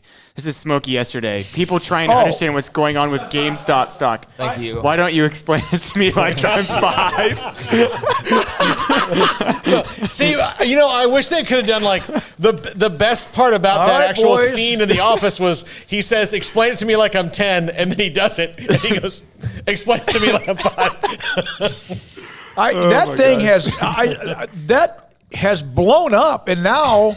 I mean, there could be the SEC, not the football conference, but I mean, they're going to investigate. And I've seen what's the guy's name with Barstool Sports talking about it. It's been Portnoy, Portnoy's pissed. He's pissed because they shut down the ability to make money, right? Using, which was Robinhood, and he accused all of the big wigs. And it's no surprise this country's so rigged. As far as the rich and the not rich, the rich protect each other, and that's why you saw. I mean, Robinhood was also covering their backside a little bit because this was so out of control. But it was like the big power brokers, the big money people who make millions, are all of a sudden in their feelings, and their big powerful friends are going to help them along the way. So I don't know where this is going. But it's like they couldn't believe that somebody else figured out the same thing they've been doing. And how forever. stupid it is really when you break it down. It's the dumbest thing in the world, the stock market. It really is. It's nothing but feelings and emotions. It's nothing really factual in many cases. But, I mean, it is in some, but a lot of it's just emotion. But, yeah, it's a crazy story. GameStop stock is up $131. What was it, 5 cents?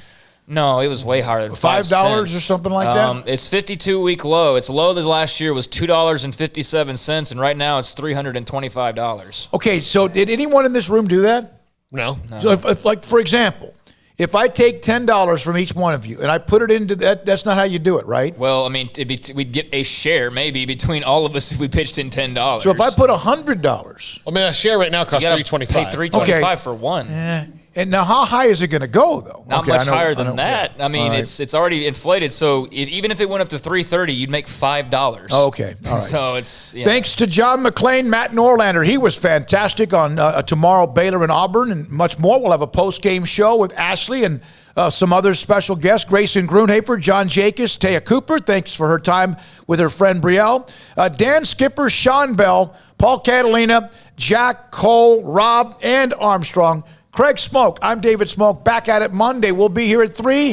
J.D. and Drake at 11 and 2. And have a wonderful weekend. Good night on SicEm365 Radio.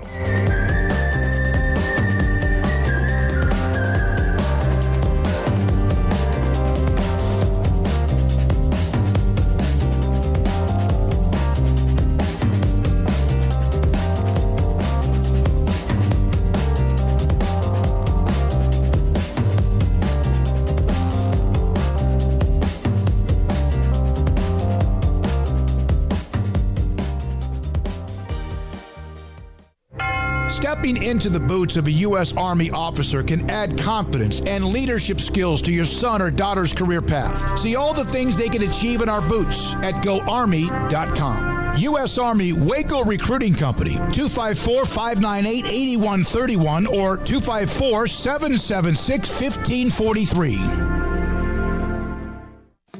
Born in Waco, Brotherwell Brewing exists to serve the Central Texas community with locally crafted beer of the highest quality. They want to bring Central Texas closer to the brewing experience so everyone can enjoy well-made beer as much as they do. For 2.5 years, they've been bringing high-quality beer to Central Texas at their location on Bridge Street in East Waco. And this football season, you need to stop by on game day for curbside pickup or stop by their tent next to Sic'em365 at Brazos Parking for your pregame refreshment. Brotherwell Brewing believes in community and bringing people together to enjoy products made in their community. So for your game day, whether it's a tailgate or at home, stop by Brotherwell Brewing for high-quality craft beer made right here in Central Texas, 400 East Bridge Street, and check them out online at brotherwell.com.